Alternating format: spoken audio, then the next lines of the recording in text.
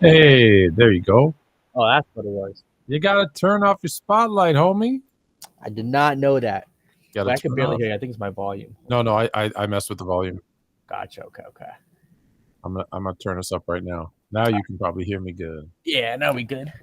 So we live on playback. We live on YouTube. Okay, YouTube too. It says, what are we doing? Oh, this says Sacramento Kings. I gotta edit it. We doing Sacramento versus Kings versus the future best point guard in the league, Cade Cunningham. Well, okay, hold on. Let's talk about that for a minute. You think Cade Cunningham is going to be the best? Oh yeah, I think he's phenomenal. It's just this Detroit team isn't exactly built to win yet, but I mean, future best point guard. I mean, I don't consider Luka a point guard. That's to me. I consider him a small forward, a point forward. So yeah, I think he'll be the best point guard within the next couple of years. You don't consider Luka a point guard? It's like a point forward. It's like LeBron. I consider him a point forward. I know he plays point guard. LeBron plays point guard. I just don't consider Luka a point guard. Interesting. Yeah. You could, I get it.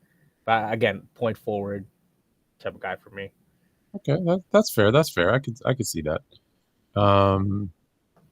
So I'm gonna go check them out. Mm-hmm. January 3rd and 4th. They're playing back-to-back against Charlotte and Minnesota. So I'll be in Detroit for those two games. Me and Tim Hardaway. And so we'll Tim Hardaway, like the OG Tim Hardaway? Yeah.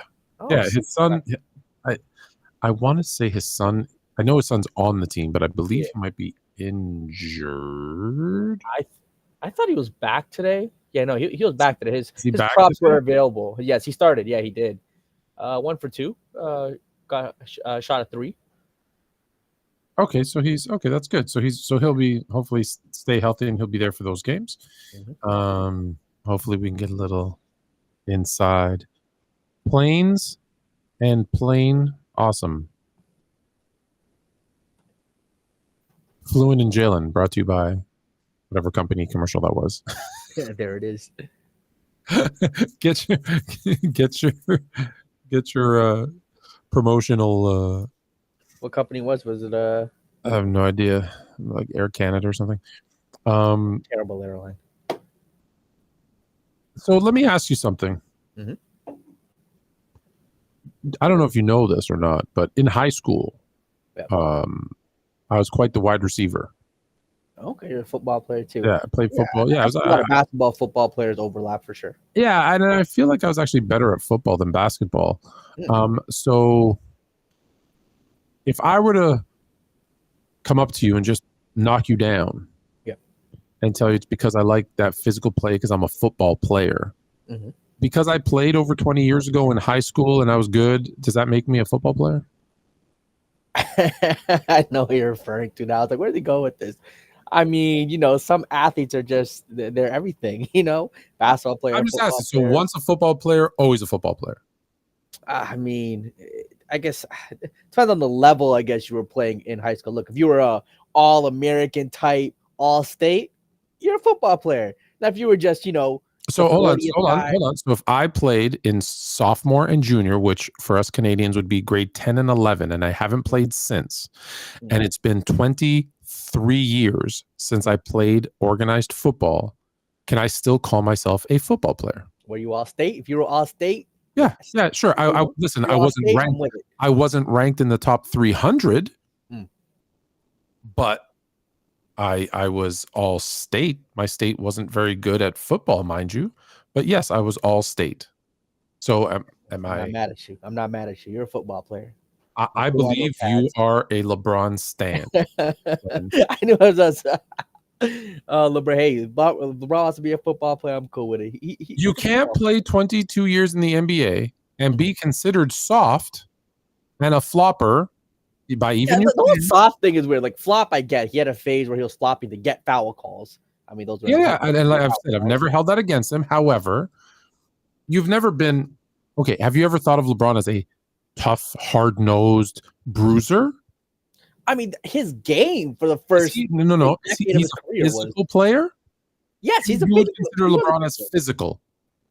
I think people. Yes, LeBron's a physical player. He literally lowers his shoulder every game, drives to the rim, contact, finish. That was half his offense. Smaller people, does he do it against bigger players? I mean, I'm trying to think. In the 2000s, I mean, who was guarding him? That was his size. Like he would still get past him and be physical with him. There wasn't anybody who was. Yeah, there wasn't anybody his build. Like I saw him last night or the night before posting up Dennis Schroeder. So yeah, sure, I can be physical when I got a foot and 100 pounds on someone. He was physical with Kevin Garnett and those Boston Celtics. Kevin Garnett is not a intimidating. He's not. You're right. No, he was more of a lankier dude. I'm trying to think. I mean. So if you didn't know LeBron James and you watch his game, you would consider him a physical player. I mean, he's going to the rim almost every other play these days, or trying to. No. You're avoiding the question like it's the plague. Would you watch his game and say that's a physical player? That's not his main part of his game. Thank you. Yeah. So to say I like physicality when we know he doesn't. He plays, don't get me wrong. I see what you're saying in the sense that he can play physical, but that's not his game. I'm a football player. My guy, if you haven't played football in over 20 years, you're no longer that. You're not. I can see that too. Like I ran track in high school. Am I a track guy? Am I a track star? That's true. Today? Was Michael Jordan a baseball player? Yeah, that's true. Hey, it's true. No. Like it's just you wonder why people don't like him. It's because of these stupid shit like this. This is his problem in a nutshell. If he just said nothing, it would have been better.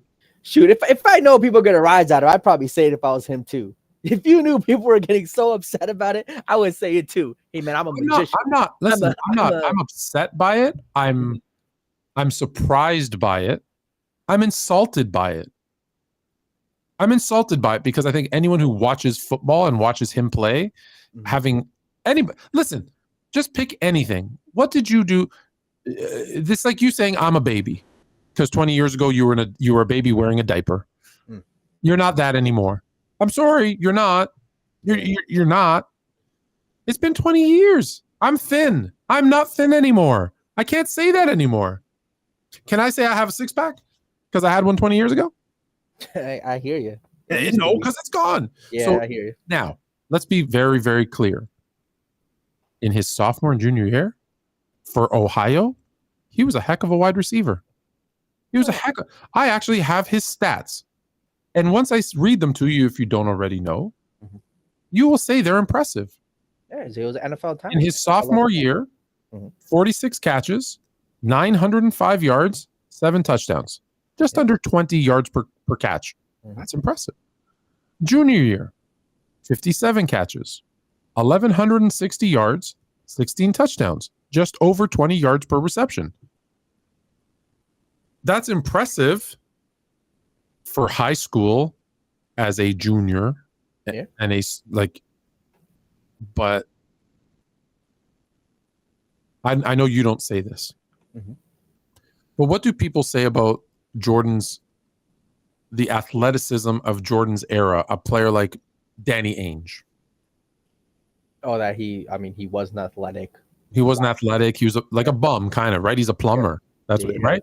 Okay. That. So if LeBron is a football player, because of what I just said, then what is Danny Ainge, who as a senior in high school was a letter, so all state, basketball, football, and baseball. The only person, by the way, in the history of sports to do it. So is he still an unathletic bum and a plumber? No, that's an impressive athlete. That's an impressive athlete, lettering in 3 sports. So if LeBron is a football player, then Danny Ainge is the greatest athlete in the history of sports. I mean, if you want to say he's one of the greatest high school athletes, I'm not mad at that. Well, that's all we're talking about. Yeah, I'm just saying, if I want to say great high school, we can look up high school greats. I don't know too many guys who could letter in 3 sports. No, there's no one. No one's ever done it. No one else. Not even Jim Brown. I thought Jim Brown had a thing like that where he lettered in. Jim Brown, I believe, in football and track. I think it was like lacrosse. I don't know how big it was. Yeah, he's like in the lacrosse Hall of Fame or something. They probably didn't give. Letters in lacrosse back. I gotcha. Fair enough. I'm saying that's pretty impressive too. It's pretty random, but yeah, I think he's the lacrosse Hall of Fame or something. Right? Like, listen, hey, Wilt was playing professional volleyball after he finished his. Was just an athlete. It makes sense. I mean, anybody in the world, Wilt Chamberlain would be a dominating volleyball force. There's just no denying that fact. No one could ever tell me he wouldn't be. No. There's no question that he was an elite athlete. However, I struggle when Al Bundy scored 4 touchdowns in 1 game for Polk High. He's a shoe salesman. He's no longer, although he wants to still be a football player for those of you old enough to remember Married with Children or watch reruns, but he's not that. It's typical LeBron. I play physical. No, you don't. I'm a football player. No, you aren't. I could flip a play at 6 years old, but I didn't start playing basketball till I was 8. Hey, LeBron can walk on water. I don't know what you're saying. He can walk on water. That doesn't prove he can swim. This is true. Do you know that someone said that to me on TikTok? No. They're like, why do people send this guy, me? Why do they send this guy anything that doesn't say that Jordan is a god? Because he always proves them wrong. Like he was trying to say, like, and he used the example. He goes, if you sent him a picture of LeBron walking on water, he would say he can't swim. And my point was, no, because someone had sent a stat and said, this is why LeBron's the GOAT. And I said, he's not the GOAT. If that's going to be your argument, which I'm okay with, as you know, I'm fine with someone having him as the GOAT. I said, that's not the reason. So what they had sent was he had 14 single-digit games and, I don't know, like 26, I forget the number, games where he scored 40 or more. And I said, that doesn't make him and they said, because it's almost two times as many. And I said, well, that doesn't make him the GOAT. I said, look, Jordan has 13 single-digit games and 32 50-point or 40-plus point games. Like, it's not like, or 30-point, whatever. Yeah, I think what Jordan has the most. You take out Wilt, he has the most 50-point games. Whatever the stat was, I was like, you can't say he's the GOAT because of that, because Jordan did it better. And he said, and so that was his thing. You can't, if you showed him a picture of him walking on water, I would say he couldn't swim. And I said, no, if you showed me a picture of him walking on water and told me that's why he's a faster swimmer than Michael Phelps, I would say, no, that doesn't prove that he's a faster swimmer. It proves that he could walk on water. It doesn't prove that he's a faster swimmer.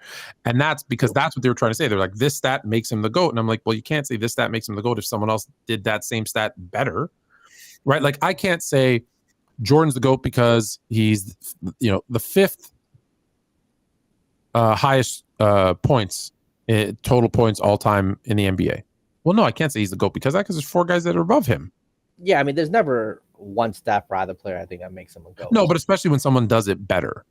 Yeah, sure. Yeah. right? Like you can't. Kareem's the greatest scorer of all time because he has 38,000 points. Well, LeBron has 41, right? So you never, and that's what they were doing. They're trying to say so that's why I said no, that doesn't prove it. Anyways, he said the walk on water thing, and I thought it was funny.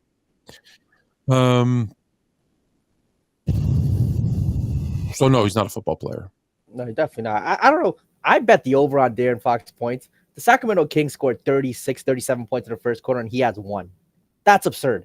You tell me the Kings scored with no Sabonis. They scored 36 points in the first quarter, and he has 1. How many assists does he have? That was a travel. I think 3 or 4. Like DeRozan has 8 or 9, and Keegan Murray has 8 or 9, and Malik Monk has 8. He has 1 assist too. You're telling me they scored that many points in the first quarter? He has 1 point, 1 assist. He has no interest in staying in Sacramento. Fox, I mean, really? I don't know. They got a decent team there. Yeah, but he's not. He would look really good in a Laker uniform. Oh, okay. Hey, I'm not mad at that. I get it. I just want to rebuild the entire Lakers roster. I mean, at this point, no. I want like a new owner, a new GM, a new coach. I mean, that's right on down to the 12th man. Yeah, they're not that bad, and I mean the ownership thing. I don't think that's going to change anytime soon. Signing the Lakers, that's probably not on anyone's horizon. No, you know why it's not going to change? Why? Bronny James. Because he's gonna. Well, what's Bronny got to do with it? Hey, he's been hooping in the G League. Shout out Bronny James. No, it has nothing to do with that. He stinks. No one cares. Yeah, he's actually been really good. No one cares what no one cares what you do. You want to give me? I can give you 20 guys that have played really good G League. Sure, more points than Bronny James in the G League. G League means absolutely nothing.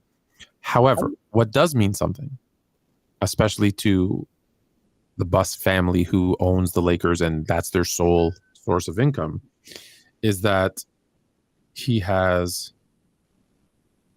$500 million in jersey sales.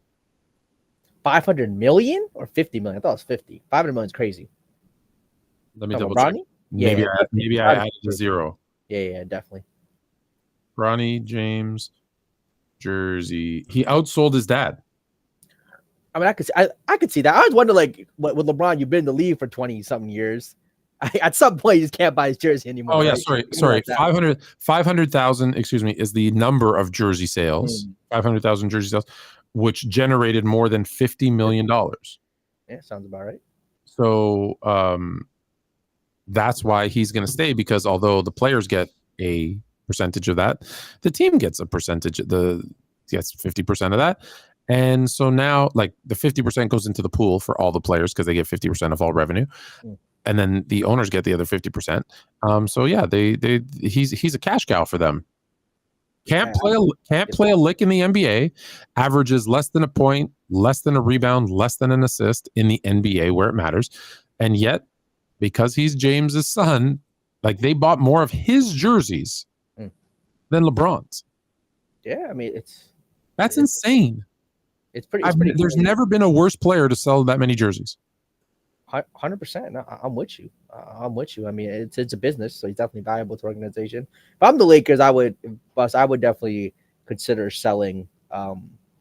If somebody in Middle East, Saudi Arabia wants to buy a team, I think they pay a pretty penny for the Lakers. You talk about making an entrance for those guys coming to the NBA, the Laker organization would be it. No, right? they're gonna partner with LeBron. Yeah, I can see that too. Yeah, and they're gonna buy the Vegas team.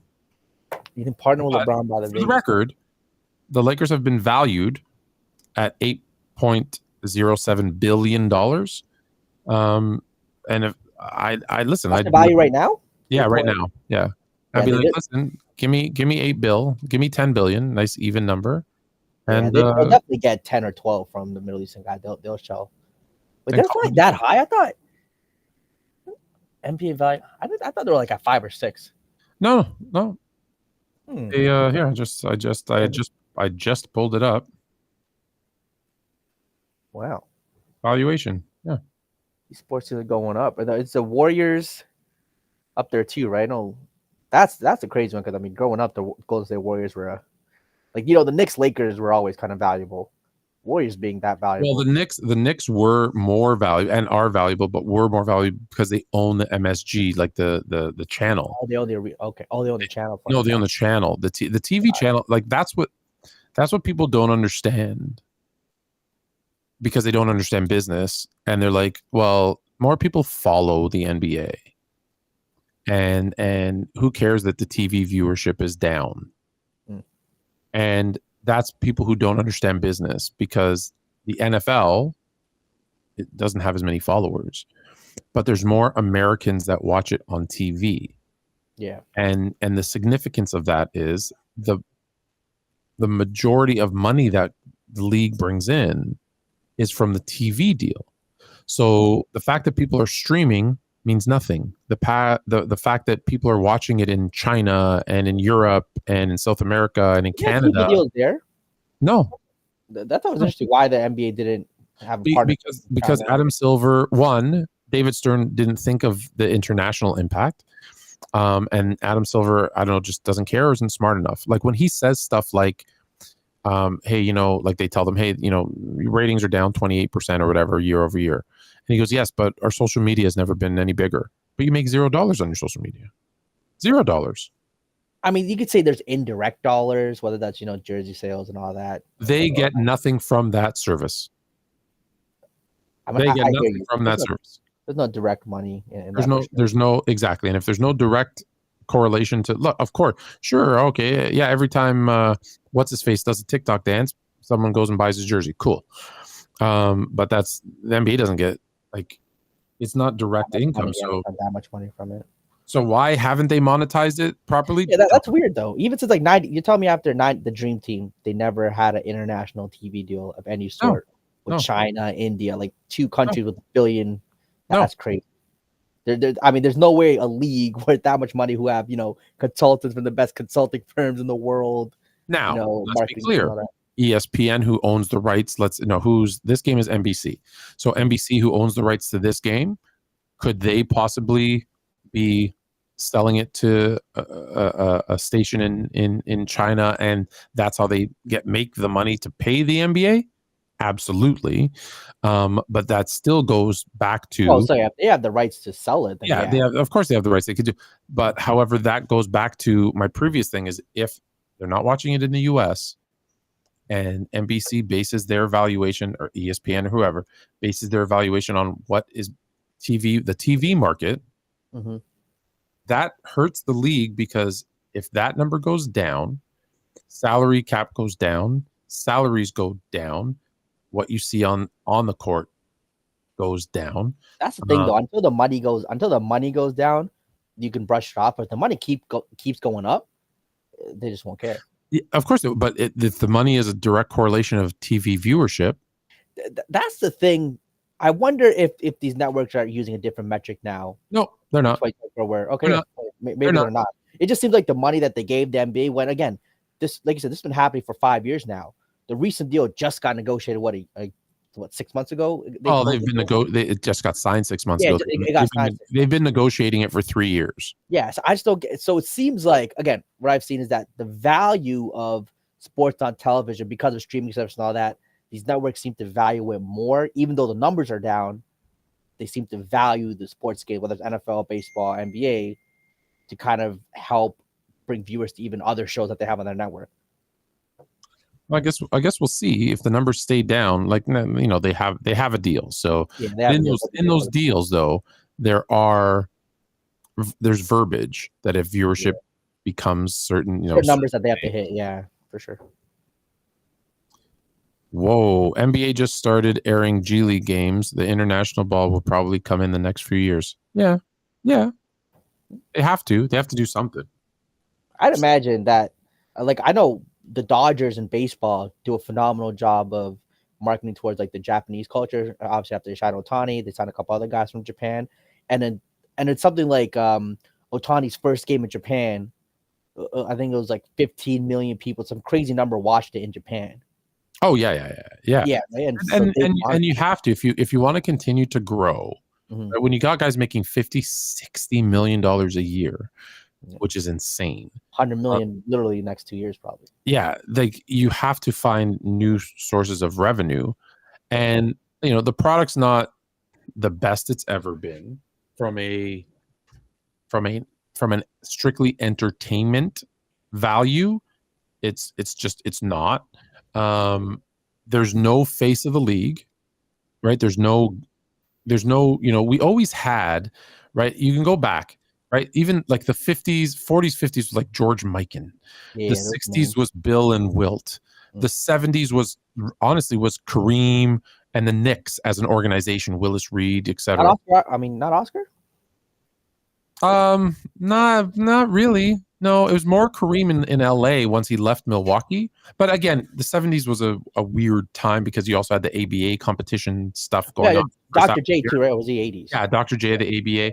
The 80s, but don't forget, at that point, they were on the verge of bankruptcy. Then the 80s got saved by Bird and Magic. The late 80s and 90s obviously was Jordan. The late 90s, early 2000s was Kobe and Shaq. Right, you had other, and listen, it doesn't mean there wasn't other guys too, but I'm just saying, of the upper echelon, was Kobe, Shaq. That transitioned perfectly into LeBron, but like LeBron it's 22 years, so like it's enough of LeBron. There's no who's next. Someone should have taken over by now, and I think they put their money into Zion, Ja, And what they probably should have done was Giannis, right? Yeah. Jokic Luka, but Jokic doesn't have the personality. Luka doesn't want to be that guy. So Wemby's very Tim Duncan like too. That's the problem. I think they're in a difficult position where the game isn't great to watch for most casual fans.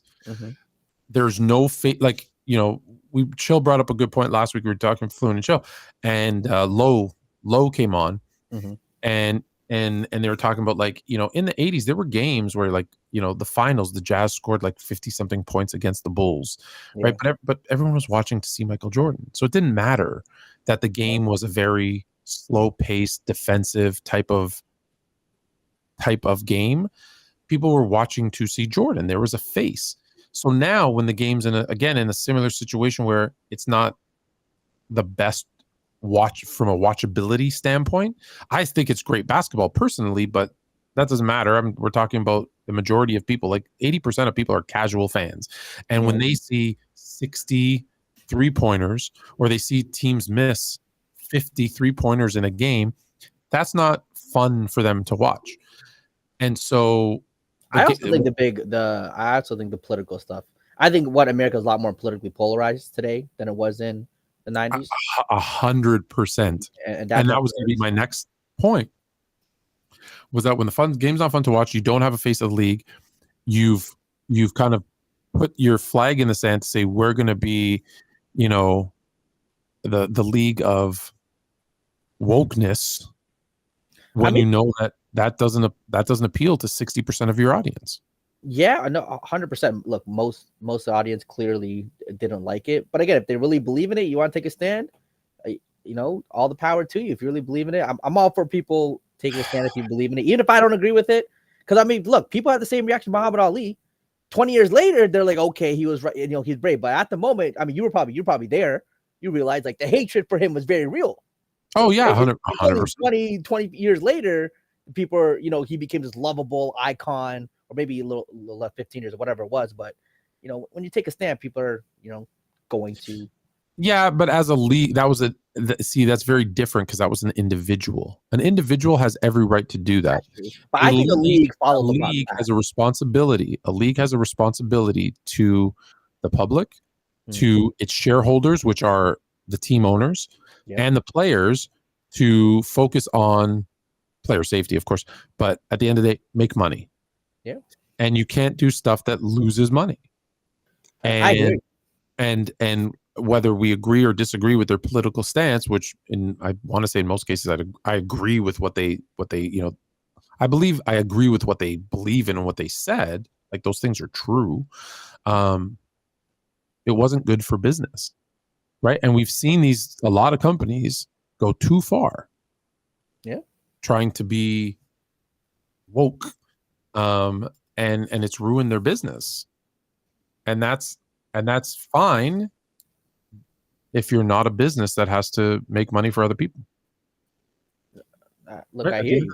At the end of the day, right? Like that's the only thing is the money's gone up for the NBA. You know, like it's the viewership, the money's gone up. And so next deal, that again, money goes down, they'll take a hard look at themselves. But until the money goes down, they just probably don't care. They're just looking at their pocketbooks. Yeah, but that's where you have to be. If you're a good leader, you're smart, and you should see the writing on the wall. That's true. Yeah. Right. Like your job is to be a step ahead and know that, like, I don't want the money to go down. Right. Like, let's look. This is a very controversial thing because it's factual and people don't like facts. In 1990, after the NBA championship, they changed a rule. You know what rule they changed? No. What did they change in 1990? They added in the flagrant foul rule. Okay. And everyone said, well, that's because Michael Jordan went in and cried to, especially Isaiah Thomas. Michael Jordan went and cried to David Stern and said, these guys are trying to hurt me. And so they changed the rules so Michael Jordan could win a championship. That's a really cool, like, it's really cute narrative. Like, it's really cute. However, here's the truth. That rule was agreed upon in 1989 that they were going to add it in.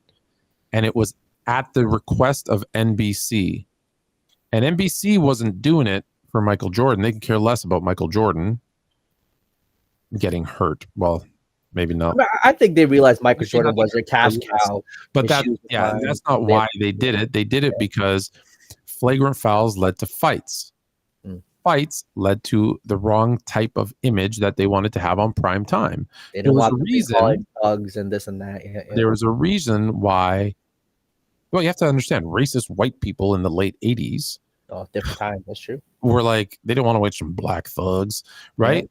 Yeah. Prior to that, the reason it was tape delayed is because they had, one, the primetime shows were getting more viewers, and two, there was fights and stuff, and they didn't want that on primetime TV. That's why they tape delayed it till later in the night. So NBC went and said, listen, the biggest deal that the NBA had at that point, do you know how much it was? No clue. I'm guessing not. $1 million. And NBC with Larry and Bird coming in saying, yes. And NBC said in that meeting, because like that's why I say it takes a couple of years to work these out. They said, here's the deal. We're going to give you $60 million. That's a big jump. But you're going to figure out a way to stop the fights. And so they looked at it and, well, how do the fights start? Well, this guy clotheslines that guy, and that guy doesn't like it, so he pushes him. Then the other guy pushes him back, and they start a fight. So now we're going to, what up, Pops? So we're going to put in this flagrant foul rule. So when Jordan, which he did, go to David Stern and said, hey, the Pistons are trying to hurt me, which, by the way, they were. It wasn't like he was saying something untrue. They said, the ones that were honest, like Rick Mahorn said, oh, yeah, no, we were trying to hurt him. We were trying to hurt him. So he went and said, hey, these guys are trying to hurt me. Like, I get it. Physical play is one thing, but these guys are trying to hurt me. And he said, and David Stern said, yeah, but don't worry. We have this flagrant foul rule coming in. That should help. Yeah. Go back and look and find out and see how many. The funny part is when people say, oh, flagrant fouls changed it. Go see how many flagrant fouls were called. I don't think they understood what a flagrant foul was and what wasn't. They didn't. It didn't change the outcome of games. In fact, it's much like illegal defense. And everyone's like, oh, illegal defense. That changed the game. Okay, first of all, I'm sorry I'm going on this tangent. I apologize. I'll let you speak. I promise. Okay. Illegal defense was brought out after the 87 season, which Jordan, by the way, averaged 37 points per game as they were triple teaming him, and he was scoring 37. And they said, we need to stop this because it's not good for the flow of the game. It doesn't look good.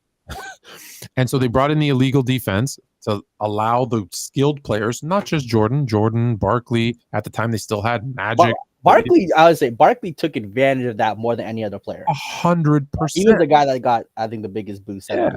And so they added that in to actually space it out and make the game look better.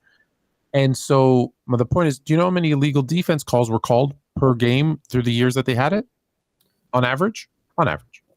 Maybe 2? 1.5. Oh, okay. So did that really change a lot about? So that's why I say when they're flagrant fouls, but they're not really getting called that often, illegal defense. So like people just want to hang on to this stuff without actually knowing or caring about any of the facts. And so my point is this: money will dictate what they do.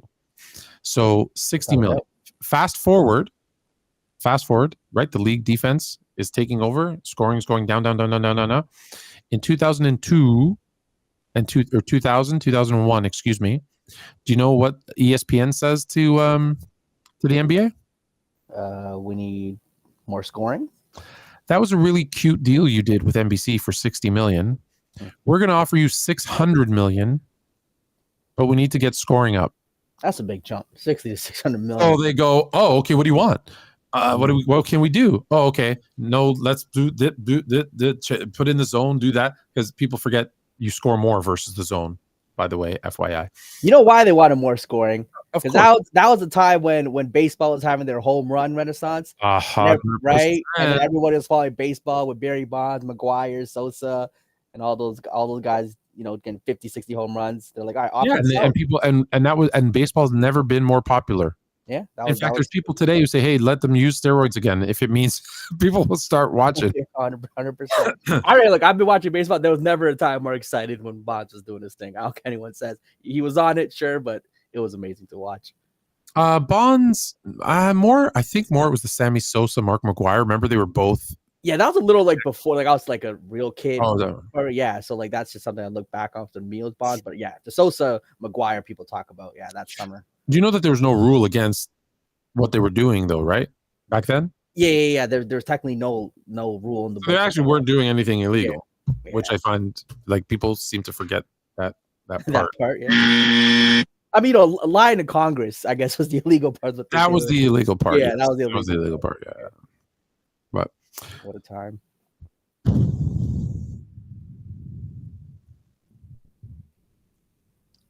Emirates. Yes, Ox is going to be very happy about his Kings right now. Yeah, it seems like they're doing their thing, like they should be. Without Sabonis playing this well, I'll give it to them. They got pieces. Malik Monk is a nice piece. The Kings are they're a good team, I think, who's just missing the guy. Like everyone listen, everybody loves De'Aaron Fox and Sabonis as a number 2, and like you said, Monk and Keegan Murray, and I'm really surprised they let go of Davion Mitchell, to be honest, for what they gave up for him. DeMar DeRozan, like they have the names, but really you don't win in this NBA without a superstar. You essentially need like a top 5 player in the league. Just think about it. Every team that has won has this in some way, shape, or form. There's a couple of exceptions, but for the most part, go back 20, 30 years. A superstar, like one superstar player, right? Who's an offensive, when I say offensive superstar. Yeah. They have a defensive player. They have a rebounder, like a 3-and-D or a 3-and-D guy. Yeah. And the rest are just role players that do like one or two things. Yeah. Like look at Giannis and the Bucks when they won. It was Giannis was the superstar by far. Chris Middleton was the secondary scorer. Mm-hmm. Drew Holiday was the defender. There's your 1, 2, 3. The Lakers when they won in the bubble, LeBron was your superstar. AD was although he was a scorer. He was two things. He was your secondary scorer and he was your defensive, because don't forget how well he played defensively. Yeah. And then you had a bunch of role players. People forget because of Golden State that model works. Like during their run, you need a little more. Well, hold on. I'm going to get to them in a second. Who else won? Denver. Jokic is obviously your superstar. Jamal Murray is your secondary scorer, and then what was his name? Bruce Brown, Caldwell Pope, Christian Braun. Like they had Aaron Gordon. Those guys took turns being kind of a shutdown defender based on who they were playing against. Yeah. The Warriors, forget the KD years for a second. was, let's be honest, Steph Curry was the superstar. Yeah. Clay was the 3-and-D guy. Draymond Green was the defensive guy. Yep. That's the 1, 2, 3. And then again, always role players. Let's not forget the role players because they're super important. Yep. That's really the model. It's not this, right? I think because of the Warriors and maybe the Heat to a lesser extent, it's not the multiple superstar, super team, I don't like that term, model. That typically doesn't work. Yeah, I've always said the salary cap is built in a way where you're allowed 2 max guys and a building around them with quality bench pieces, a 3-and-D defender, defense guy, whatever you need. But 2 max guys is the optimal build. Getting a third guy, like if you draft him, it kind of makes sense because you can keep him for kind of less. But and think about it, even the superstar teams, KD joins the Warriors. Well, that lasted 2 years. Yeah. The Heat, it was 4 years, but only 2 titles because you can't keep it going. It's not a consistent model. But I mean, I think both teams got ruined by injuries. I think D Wade's, his knees kind of giving. I wasn't D Wade anymore, and Kevin Durant. Well, yeah. There was stuff that there, but that's what I'm saying though. That's part of it. That's part of basketball. What was it? What was heck, Boston right now? Although they're closer, Jason Tatum's your superstar. Jaylen Brown is your secondary guy. Shockingly, what they needed to win was Drew Holiday is their defender. Now they also have Derek White, who's a defender, and Porzingis. They've got their roster is just really well constructed, but it's still based on that basic principle of superstar, secondary scorer, defensive guy. Like that. Now, sometimes that secondary scorer and defensive guy are the same person, but typically it's those 3, and then you fill in the blanks. Rebounding, defense, shooting. They just have like amazing role players under those 3 guys. Like pick any team. Let's play a game. Pick any team that has won. A team that has won. Yeah. Let's do the Spurs. Let's do the Spurs in 03. Okay. Superstar was Tim Duncan. Yeah. Secondary scorer, probably Tony Parker. Yep. Oh wait, 03? Or maybe Ginobili? Or was that before him? That was I think that was like the 07 championship. I think they got with those guys. I want to say before. So was it Steven Jackson? No, who was that? No. Who was their secondary scorer in 03? You're gonna make me look at the roster because I don't have the memory of. Me too. Look at this. I'm wondering. I think that's one of the most impressive finals ones ever. Like Tim Duncan winning with that roster, I think it's so underappreciated. I guess Tony Parker was 14. Yeah, Steven Jackson was there. I think Steven Jackson played amazing that playoff run. Okay, no, Tony Parker was there in 03, and he was their secondary scorer, averaging 15.5 per game. And then you had your secondary, and then your defensive. I don't know if you want to call it, but you had Bruce Bowen on that team. David Robinson was still, I think, good. David Robinson was playing a role at center. He was 37. But of the starters, Tim Duncan was your superstar. Tony Parker was your secondary scorer. Like 15 a game in 03. 15, that's like 20 points a game today. Oh, Red Panda. She's everywhere, this Red Panda. Shout out. And then like I said, Bruce Bowen was your defensive guy. And then you had Steven Jackson being the tough guy, Manu Ginobili being the guy off the bench, David Robinson being the vet. Like there's all the role players, but you will see that 3-person model in any other year. There's always that. Again, someone's going to find one exception, but that's even if you look at the Heat, when they won, LeBron was your superstar because they didn't win when it was Wade. LeBron was your superstar. Mm-hmm. Dwayne Wade was your secondary guy.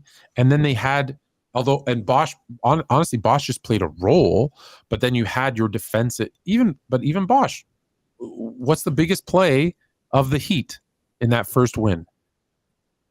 In their first win? In the second one. Yeah, with the rebound out to Allen. But he also had the block. And then the block. Everyone forgets about the block.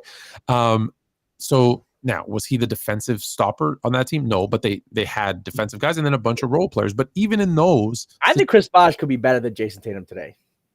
I don't think that's crazy. I think Chris Bosh might be a better basketball player than Jason Tatum today. Well, when Bosh joined the Heat, people forget. One, he was still relatively young. Yeah, like 25, 26. He was a top 10 scorer in the NBA. It was like 24 and 11 that year, right? And a top 20 rebounder. Yeah. Now, I don't think he could ever be the number one on a team that won a championship. Unless it was a team. Unless they were built like Boston. Unless it was exactly what I was going to say. Unless it was a roster that was similar to Boston's. Mm-hmm. Chi-Town King, what's up? How we have a question, so what are your thoughts on the low ratings? What do you guys think the problem is? Oh, we talked about it, but give me a second, Chi-Town. We're going to bring it up again, and we'll recap what we said in a second. Let me just finish this thought. Let me use the KD when he joined the Warriors. KD became the superstar, and although it was close, Curry was your secondary scorer, Draymond was your defender, and Clay just went from being the secondary scorer. Curry took over that job, and Clay became the 3-and-D guy. Like I said, filling in those other roles where needed. Like that model, that's how you win. And the beauty is you don't need it to be a superstar every time, right? You don't need a LeBron Wade. You don't need a KD Steph. Like you can do it with a Jokic Murray, with a Jokic Murray defender, because it's three. It's the rule of three for me. You can do it with a Giannis Middleton Holiday. Like, just think about it. If I told you Giannis Middleton Holiday, you would never say, "Oh wow, that's a championship roster." You wouldn't do it. Yeah. But that's the model that works. You throw in Lopez rebounding. You throw in, who was the guy? Was it PJ Tucker? PJ Tucker doing the dirty work. Like you throw in those guys. That's why I tell people, don't look at the names sometimes on the jersey. Look at how the roster is constructed, and does everybody know and play their role? That's why I don't like what JJ Redick's doing with the Lakers right now. You feel like he's not letting guys play their role, or I think he thinks it's the playoffs. He has an 8-man rotation. Like that's true. I do think he runs. And that's good if you want to win a playoff series. Yeah. I don't think it's a way to build talent throughout the season for, during the season, because what you need to do is get those guys minutes so that they can understand their roles and play them, because someone's going to get hurt. Someone's going to get traded. Someone's going to, have a slump. There's going to be. Oh, hold on. Whoa has a good one. 04 Pistons with Rip, Billups, Sheed. So they don't have a superstar. They're one of those exceptions. The exceptions, yeah. It's like 2 secondary scorers and defense, that was a weird one. I mean, when you're the greatest defensive team ever, you're gonna break some rules that apply to most championship teams. Yeah. So let me just quickly tell Chi-Town King, the low ratings. I think we kind of agreed we're on style of play, no face of the league. Oh, and I don't know that we got into it.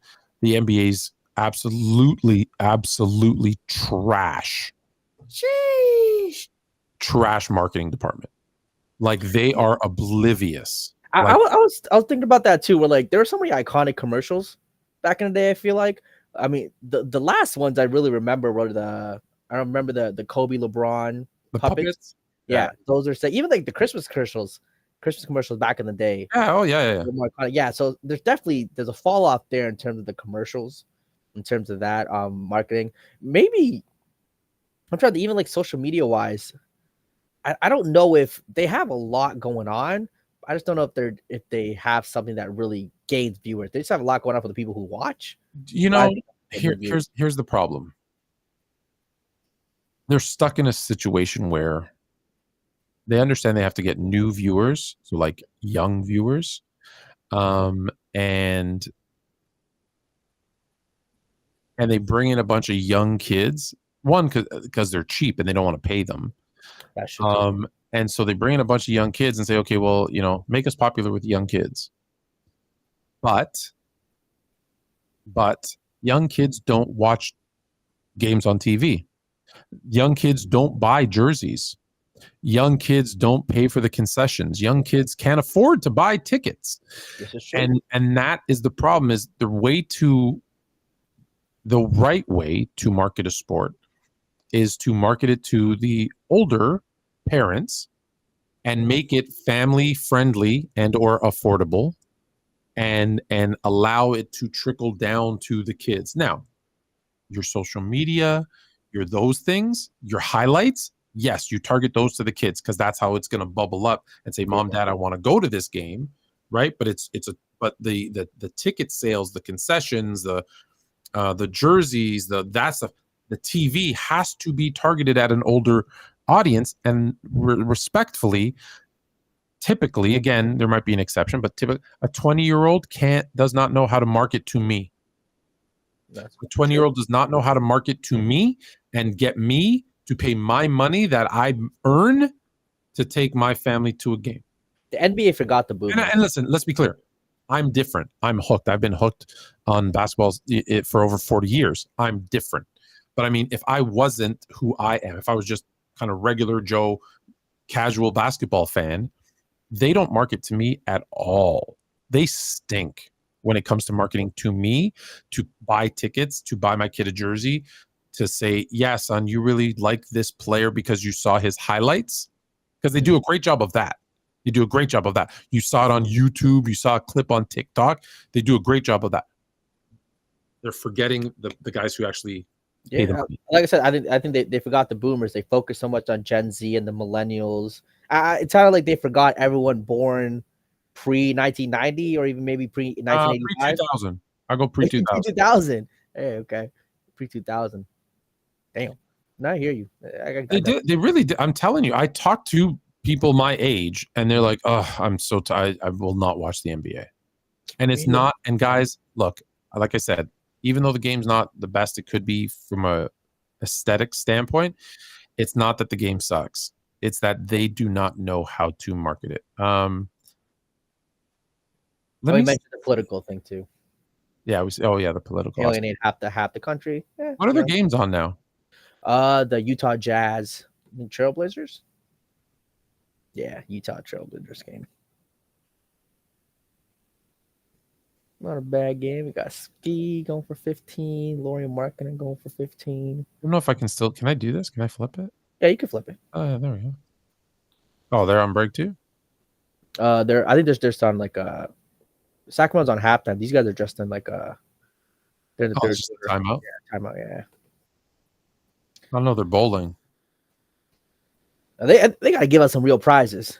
Let me see some half-court shots for $500K. What's up? Yeah, what's up with this? Like they're giving 10. Well, this is top plays. I'd rather watch top play than some dude bowling. As we're talking. So yeah, we talked about the politics for sure.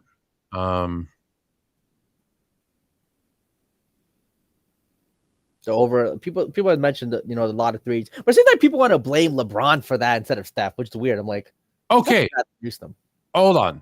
But see, there goes back to the I'm a football player, the stupid things that he says that make people not like him. Mm-hmm. Yeah, we shoot way too many threes. Mm-hmm. Last time I checked, you're shooting more threes than you've ever shot in your career. I mean, hey, you got to adapt to the game or what's what they want. But then don't complain about it and don't say we're shooting too many threes if you're part of the problem. I mean, you can understand. I mean, look, if you think it's optimal, coaching thinks it's optimal for you to win, and you need to do that to add to your game. And don't say that we shoot too many threes if you're doing it. Oh, but you can do something if the boss wants you to do something. Like a hypocrite. I don't think it's hypocritical. I think he realizes, the state of the game what to do.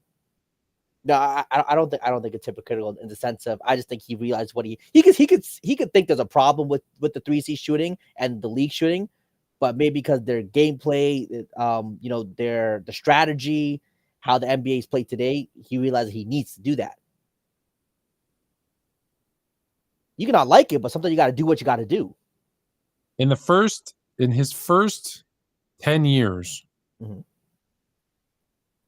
I don't know how many years that is. 03, 04 to 2017.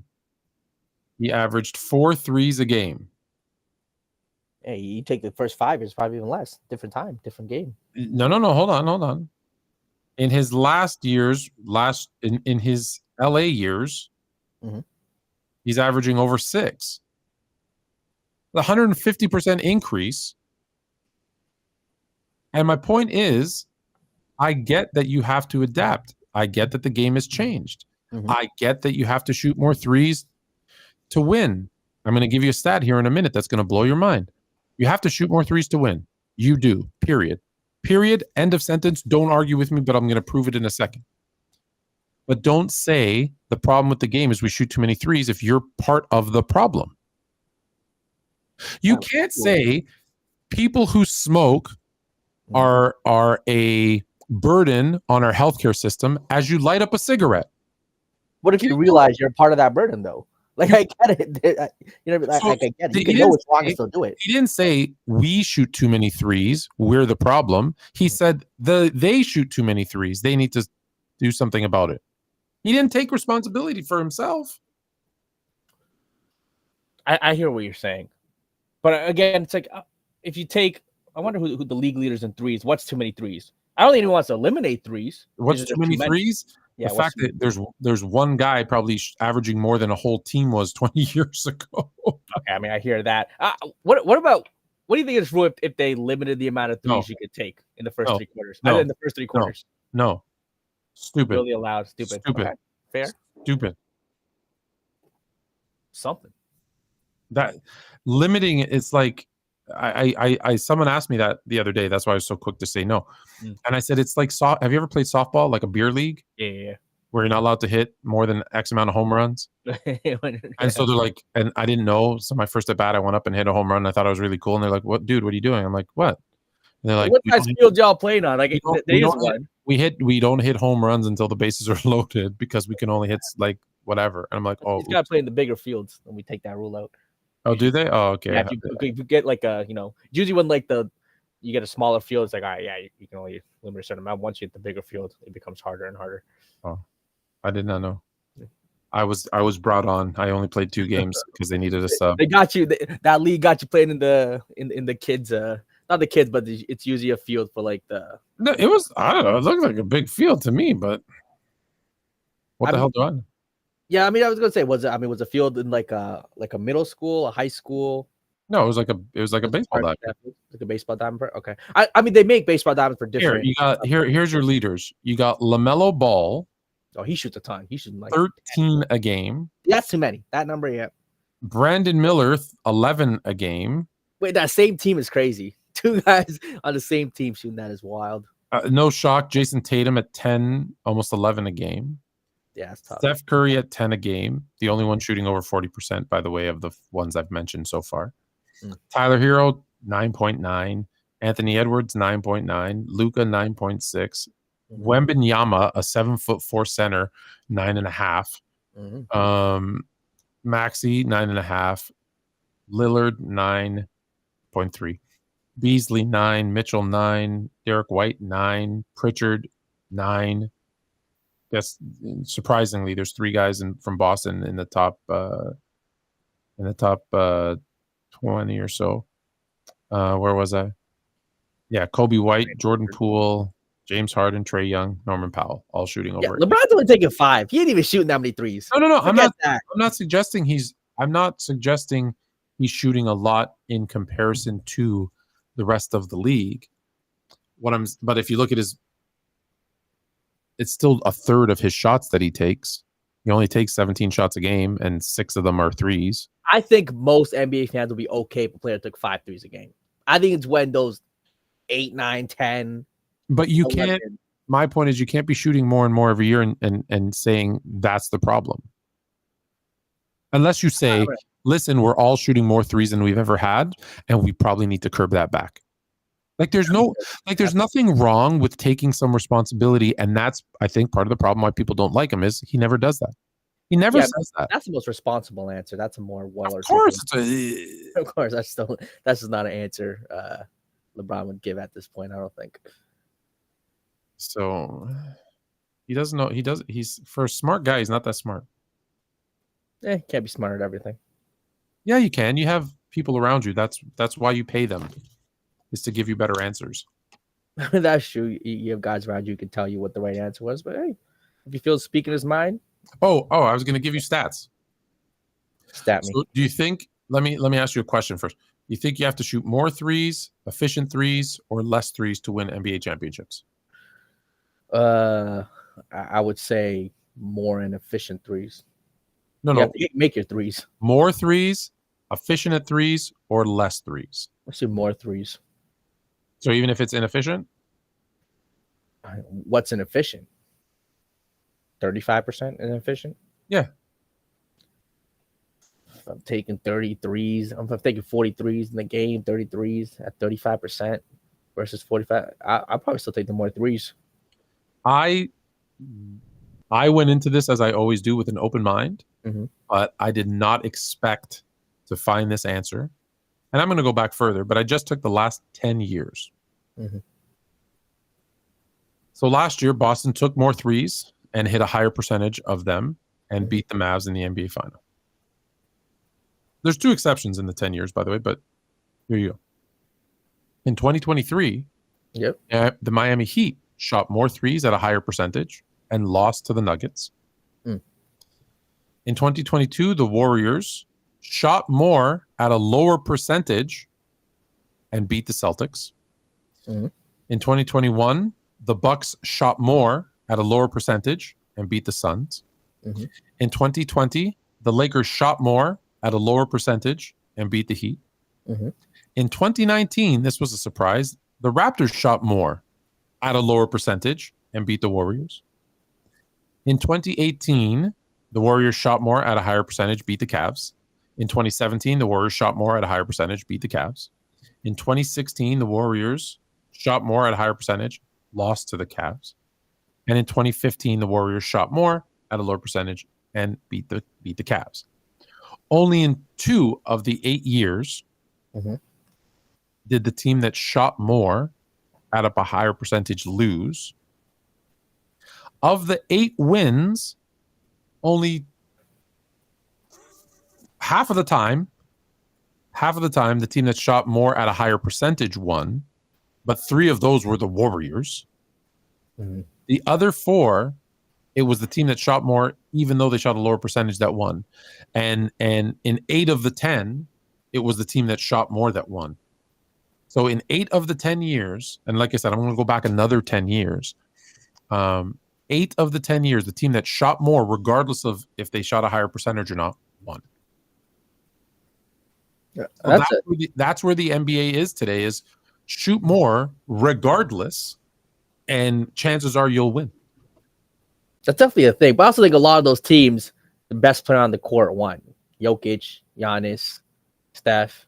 What do you want? No. Other than those LeBron years, like Steph in 2022. No. Wait, time. Whoa. Yeah. Boston versus the Mavs. Best player's Luka. He lost. Okay, that's Luka and LeBron are only guys in that set. Hold on. That's one. That's one. Heat lose to the Nuggets. The best player was Jokic. Okay. Yeah. The Warriors beat the Celtics. Who's the best player? Steph or Jason Tatum? Steph. Okay. Bucks beat the Suns. Okay, Giannis is the best player. Lakers beat the Heat. Okay. Raptors beat the Warriors. Is Kawhi the best player on the court? He was the best player on the court, but they got hurt to the Warriors. But Kawhi was the best player on the court without that year. Yeah. Warriors beat the Cavs. LeBron's the best. Yeah, Warriors LeBron. beat the Cavs. LeBron's the best. Yeah. Warriors beat the Cavs. LeBron the best. So that's 4. But the LeBron cat, the Warriors LeBron thing, I think is a special. But you can't say it's It's a special circumstance, and you take that out. You take the LeBron Warriors situation out. No, but then it's like most situations, the best player on the court is going to win. If I take the Warriors and Cavs out, that means I only look at the 6 years. That means the team that shoots the most threes and at a lower percentage wins every championship. It's not a bit. You can't. I mean, look, I think that's cool and fine, but I think having the best player on the court is more of a indication of whether you're going to win or lose. Yeah, well, except when you're LeBron James. Except when you're going against the greatest team ever assembled. Again, Who was the greatest team ever assembled? The Kevin Durant Warriors. We know this, Fluent. Come on, that's the most talented, greatest team ever assembled. Are you crazy? Yes, they're beating the 92 Bulls. They're beating the 72 win Bulls in 5. Okay, they're beating the 80 Celtics in 5. I disagree. I don't even think anybody's taking them to a game. I think they're the most overrated team we've ever seen. Oh, well, we got to talk about that at some point. That's crazy. They're overrated because we fell in love with the top 3. Don't forget, bringing in Kevin Durant meant they had to lose other pieces. I mean, sure, they still had Iguodala. Was Livingston wasn't there when Durant came? Or was he? Can't remember. Iguodala was still there. You should look, and if you actually look at the top three, like when you look at those guys, in terms of points per game, rebounds, assists, they were neck and neck. When you look at KD, listen, who's the best player on that team? It's still LeBron. Yeah, but it's also, like you said, it's not just about the jersey. LeBron's better. LeBron's a better overall player than KD. Of course. And Steph and Clay and all them. Steph is a better overall player than Kyrie. But Kyrie versus Steph was a real debate. It's a debate. Well, that's where I was going to go. That might be a debate. Yeah. Kevin Love is a better overall offensive player, and Draymond is a better defensive player. Mm-hmm. So that might cancel itself out. And then when you go down the bench, it's pretty close. Those teams should not have gotten swept. Again, I think you're looking too much at an individual basis on how that Golden State team played with the players they had. I mean, Clay was going to be better than J.R. Smith at that point. I want to bring up that roster too. It's also just how they played, and having Stephen, Durant, and Clay, 3 of the top 5 shooters all time, 6, whatever we want to say. It was again, you can't just look at the basketball, the names on the jerseys. We got to look at how they played. If you look at it statistically, it should have been a fairly even matchup, and the Cavs had the best team. That's also, people don't realize that Draymond Green is literally the perfect defender for Kevin Love. Like in history, people don't realize, like, it was such an amazing matchup for Draymond Green that Kevin Love, who I think is a great player and was a phenomenal player throughout some of these other playoff series. Every time he saw the Warriors, it was just such a tough matchup for him that it really kind of mitigated his greatness in a lot of ways. Yeah, Sean Livingston was on the team. David West, Andre Iguodala. It's a really good team. Okay, so let's get rid of those. Hold on. Where did we stop? We stopped at the Cavs Warriors in 2015, right? Yeah. All right. San Antonio, Miami. Who's the best player? LeBron James. That was the greatest Bob movement I've ever seen. LeBron James. LeBron James. So with the exception of LeBron James, what you're telling me is he's the only one that can't win as the best. Look at the context. That's Fluid. You're telling me I've never seen Bob win like that Spurs team to this day. Tell me you've ever seen a team like that in your life. That was the most beautiful basketball you've ever seen. Miami choked. Come on, that was the most beautiful thing I've ever seen. Miami wins back-to-back. The best player is LeBron. Okay, congrats. Dallas, who's the best player in that series against Miami? Oh, Dirk was the best player on the court. Who was the best player? Not who played the best. Who was the best player in 2011 in basketball? Who's the best player? LeBron was the best player. Thank you. Lost again as the best player. All right. Lakers and the Celtics. Mm-hmm. Is Kobe the best player on the court? Kobe's the best player on the court, yep. Okay. Lakers and Orlando. Kobe's the best player on the court? Kobe's the best player on the court. Boston and LA. Kobe's still the best player on the court. Kobe's still the best player, but loses. Against San Antonio, Cleveland. Who's the best player on the court? In 2007. 2007. Ooh, I'll. Hey, they needed, like Tim Duncan said it. They needed 5 guys to guard LeBron. Yeah, but we watched the game. We know that's not true. We did. I'll get. So crazy. LeBron was so close. Duncan is still Duncan. Duncan was. That's close. You want to say LeBron, you just don't want to say, and he lost again as the best player on the court. Yeah, but he lost to a better team, man. LeBron. No. I'm sorry. Everyone wants to give him a free pass that season. He played shit in that series. Sure. And 3 of those games were within like 4 or 5 points. And if he just does what he not even averaged in the regular season, just close to what he averaged in the regular season, they win at least 1. So listen, Spurs are winning that series 10 times out of 10. They could have won 1 or 2. 10 times out of 10. Them getting swept, I blame the sweep on LeBron. The loss, no, they had no chance. They would have lost the series, but I blame the sweep on LeBron. I'm not mad at that. He could have got him 1 or 2. One. When there's games where he goes 0 for whatever in free throw shooting in the fourth quarter and you lose by 1 point, sorry, bud, you got to take that blame. You can't shoot 60% from the free throw line and lose 1 point games and not take some of the blame. I don't care how old you are. By the way, go take a look at LeBron at 22 versus the Spurs, Jordan at 22, versus the Celtics, I believe. No, as a rookie against the Bucks. Go take a look at their numbers. There's no excuse. Where were we? Miami, Dallas. Dwayne Wade's the best player? Yeah. Or Dirk? Dwayne, yeah. Okay. Dwayne. And they win. San Antonio against Detroit. Tim Duncan's the best player. San Antonio wins. Yeah. Detroit against Los Angeles. Shaq's the best player. Yeah, Shaq's the best player, but Detroit wins. I mean, that's when, Kobe decided to play a little hero ball. Yeah. There's 100%. But San Antonio's against New Jersey. Tim Duncan's the best player. Yeah. Spurs win. Jason Kidd has a very interesting case, but it's Duncan. Lakers. Nets, 76ers, Pacers. Shaq. Yeah. Lakers win. Spurs and Knicks, again, Tim Duncan, best player, Spurs win. And then we get into a stretch where Michael, Hakeem, Mike. So for the most part, it holds true, except for LeBron. Except for LeBron, who always seems to be the best player on the losing team. Like at one point, do we not start to question? At some point, do we not start to question? Is LeBron's mentality / team style of play not conducive to winning championships?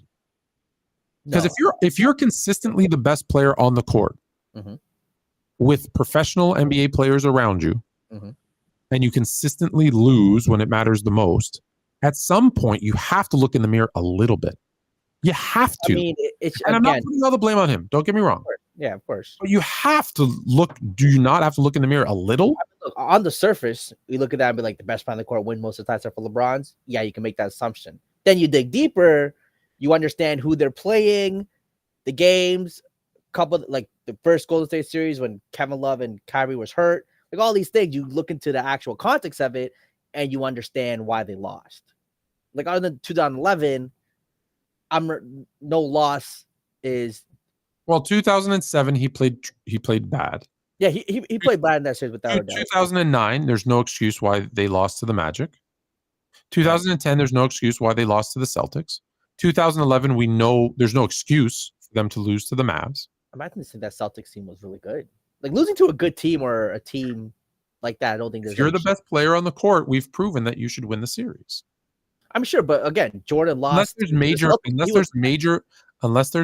injuries or unless there's a major gap, like the Spurs versus the Cavs in 2007, where there's a major gap in team talent. If it's close, that's why you're the best player.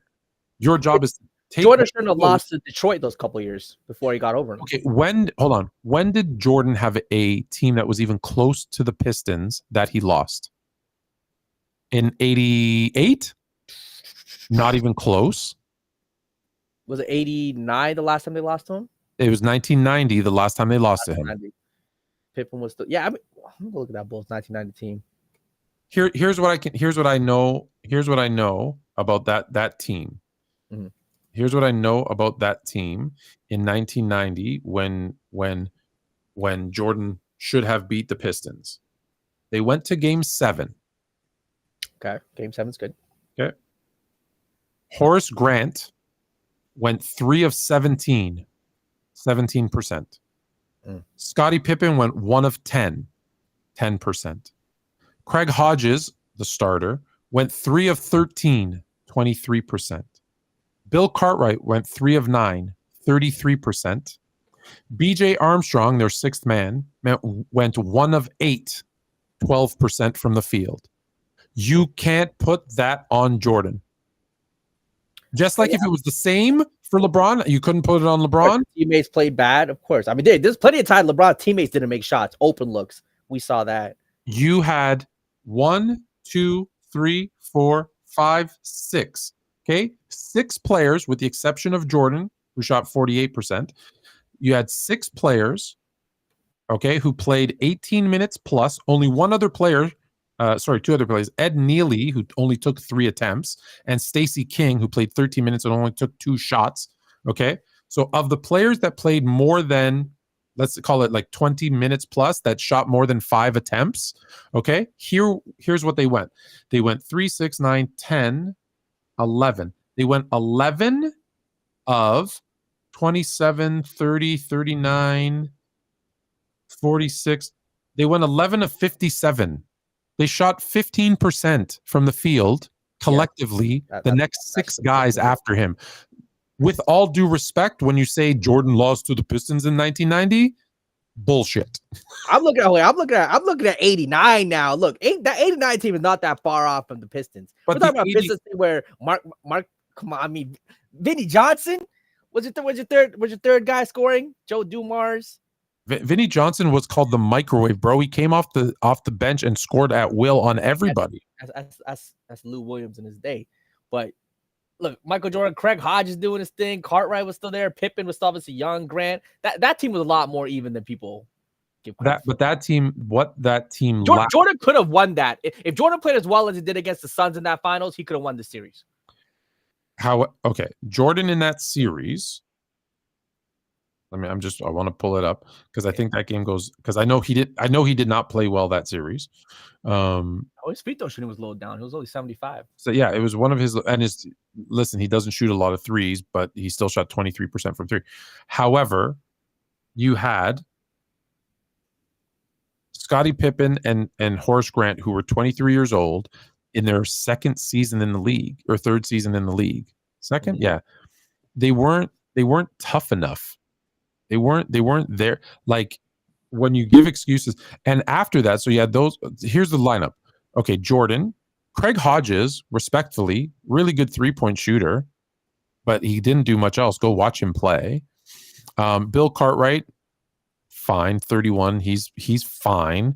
Scottie Pippen and Horace Grant weren't ready. John Paxson, okay.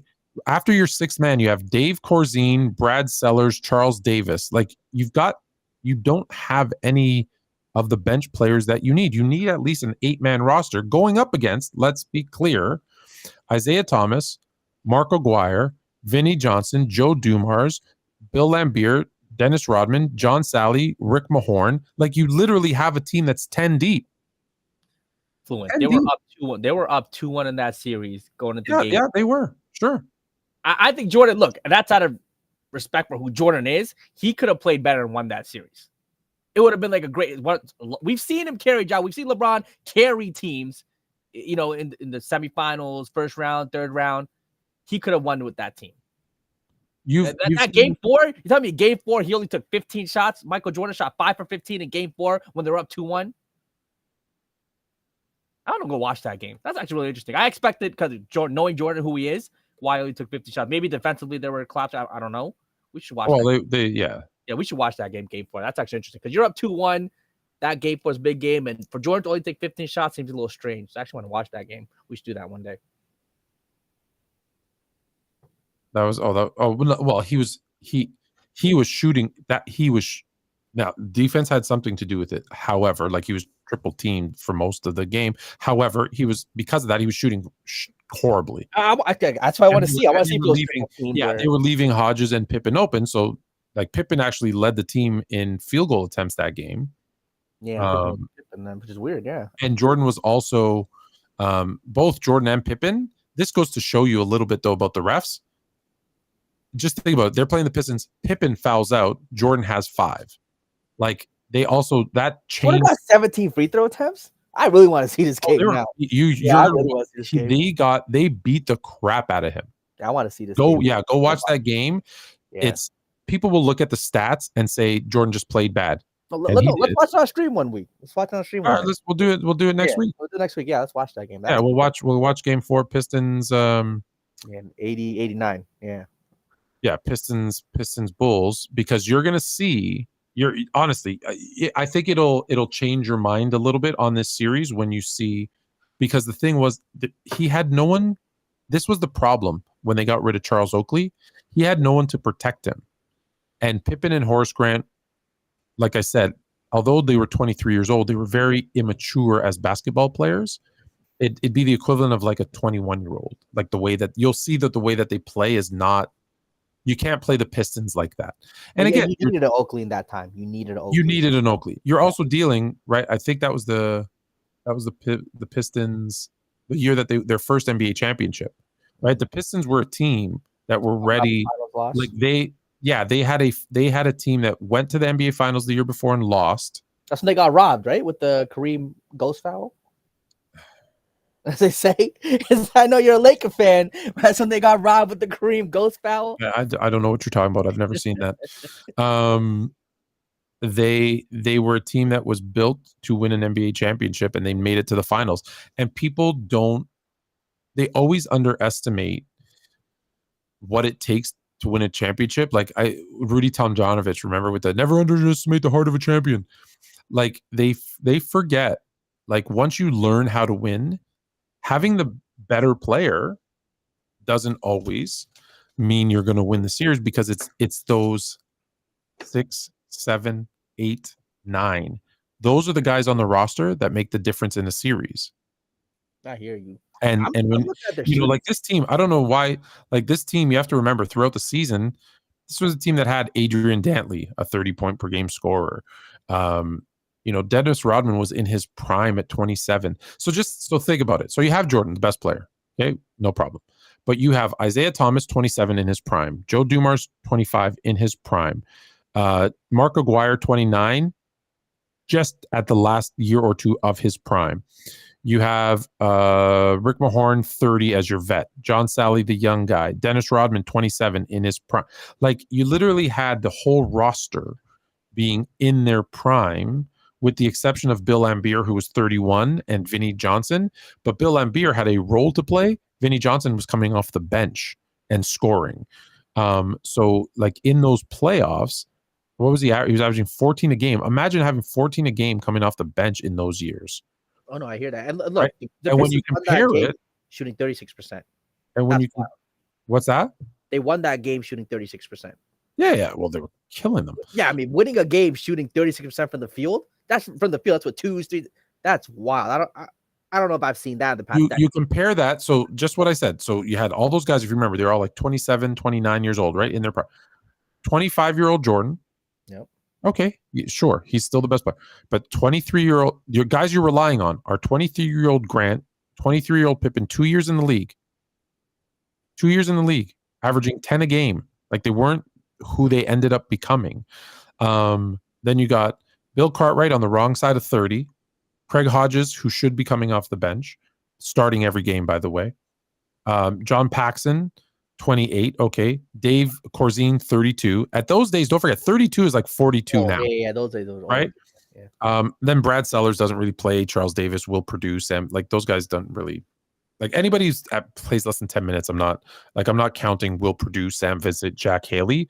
They combined for 10 minutes a game. The three of them combined for 10 minutes a game. So I'm not, or 15 minutes a game. It's really the guys. So you're putting your hopes and prayers on a 23-year-old Scottie Pippen to be your number 2. No one in NBA history. No, let me say it again. No one in NBA history has won without a solid number 2. No, without a doubt. But who was LeBron's 2 in 07? Or sorry, when they faced Spurs. Yeah, that's why they had no chance of winning. 100%. Because it was Larry Hughes and he got hurt. He didn't play that series. Larry, or I guess it's Junius. No, Larry Hughes was his number 2. And Larry Hughes got hurt and didn't play in the finals against the Spurs. That's why I said they had absolute no team has ever won with their number 2 being hurt. Of course. That's ever. Yeah. So that's why I said they had no chance of winning. None of beating the Spurs. Now, could they have won a game? Yes, 100%. Facts proven. No. I'll give you that. The sweep versus winning a game or two. Yeah, he could have definitely. They could have won a game. Yeah. But I find like that's another complaint. Not me personally, but I've heard is that when LeBron has a team that shouldn't win, he doesn't win. Like if he feels there, forget what the media and all the other.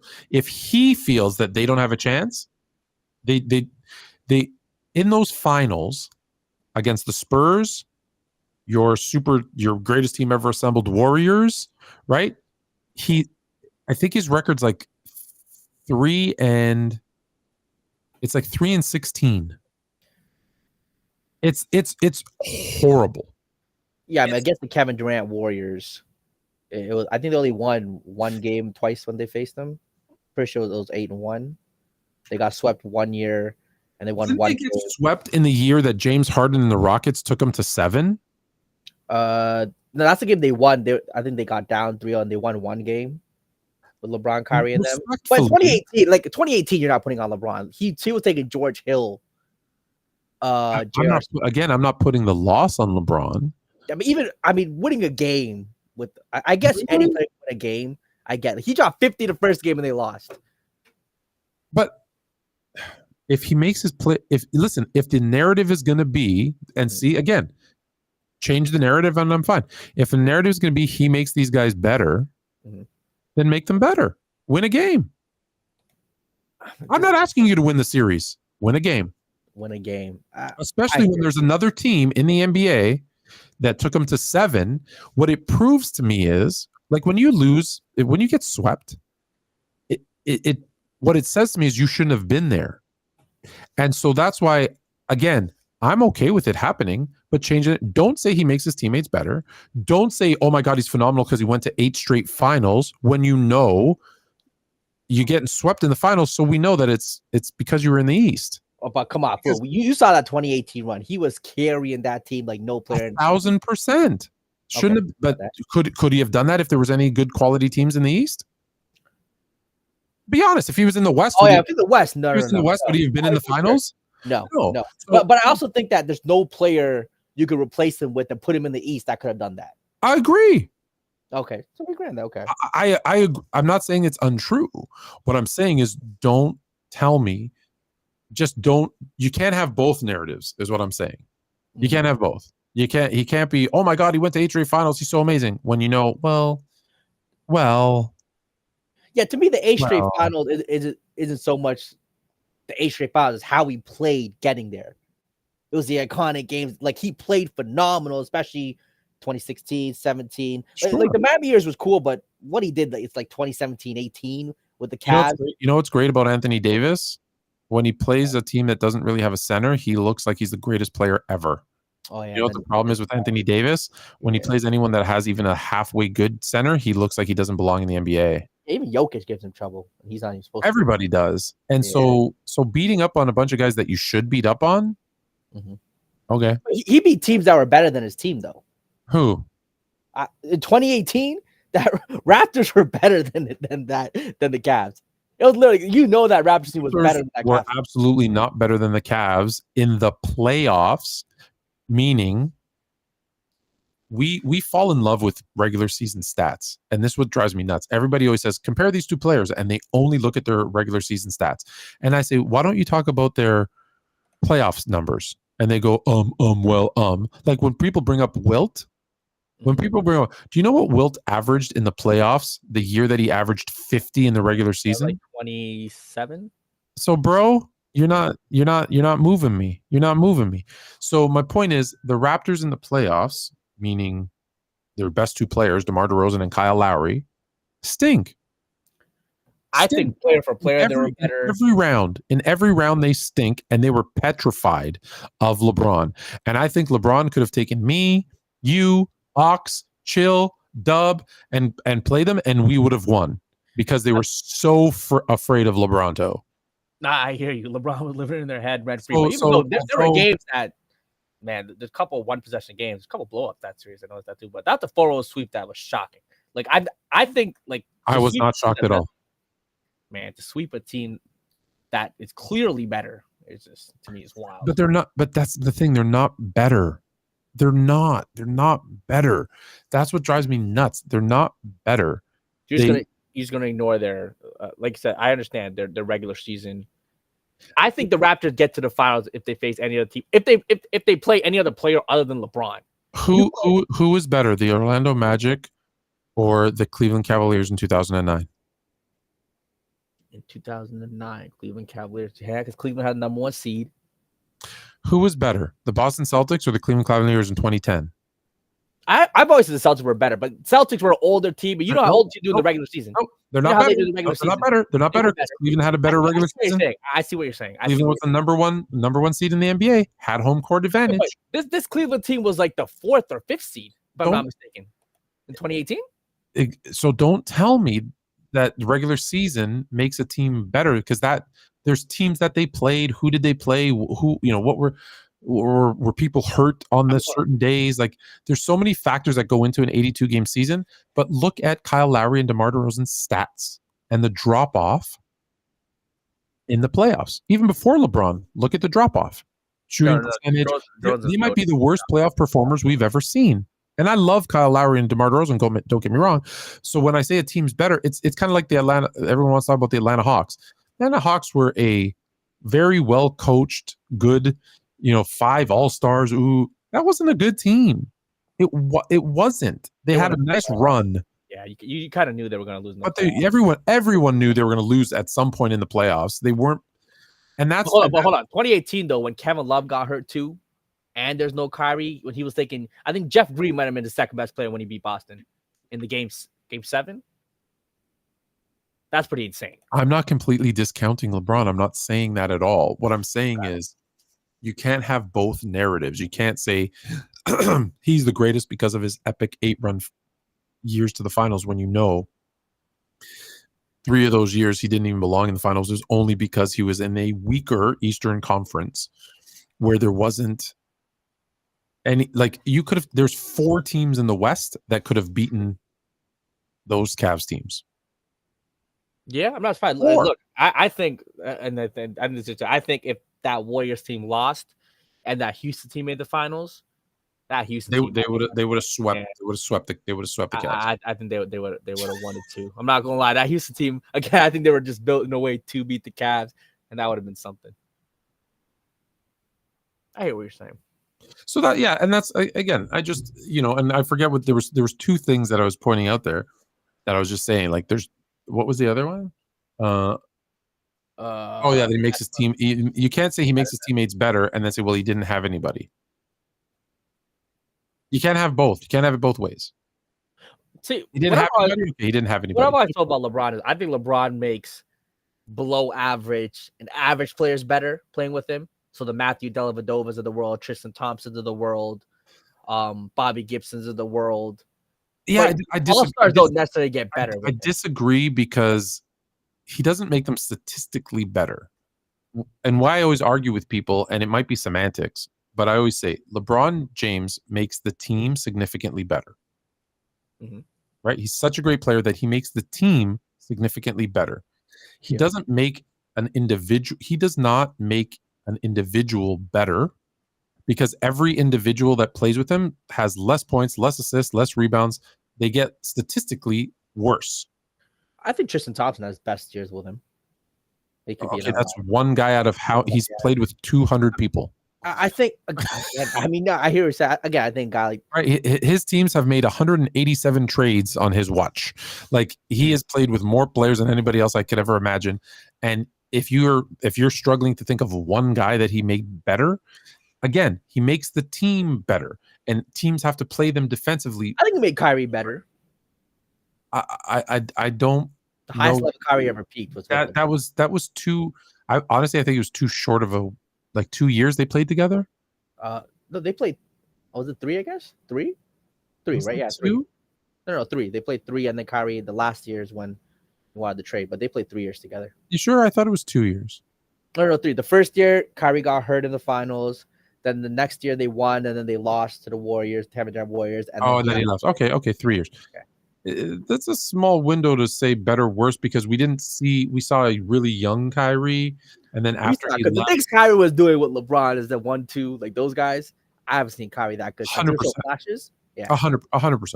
Yeah, but he's also never played with anyone anywhere near that level again either. But hard to say.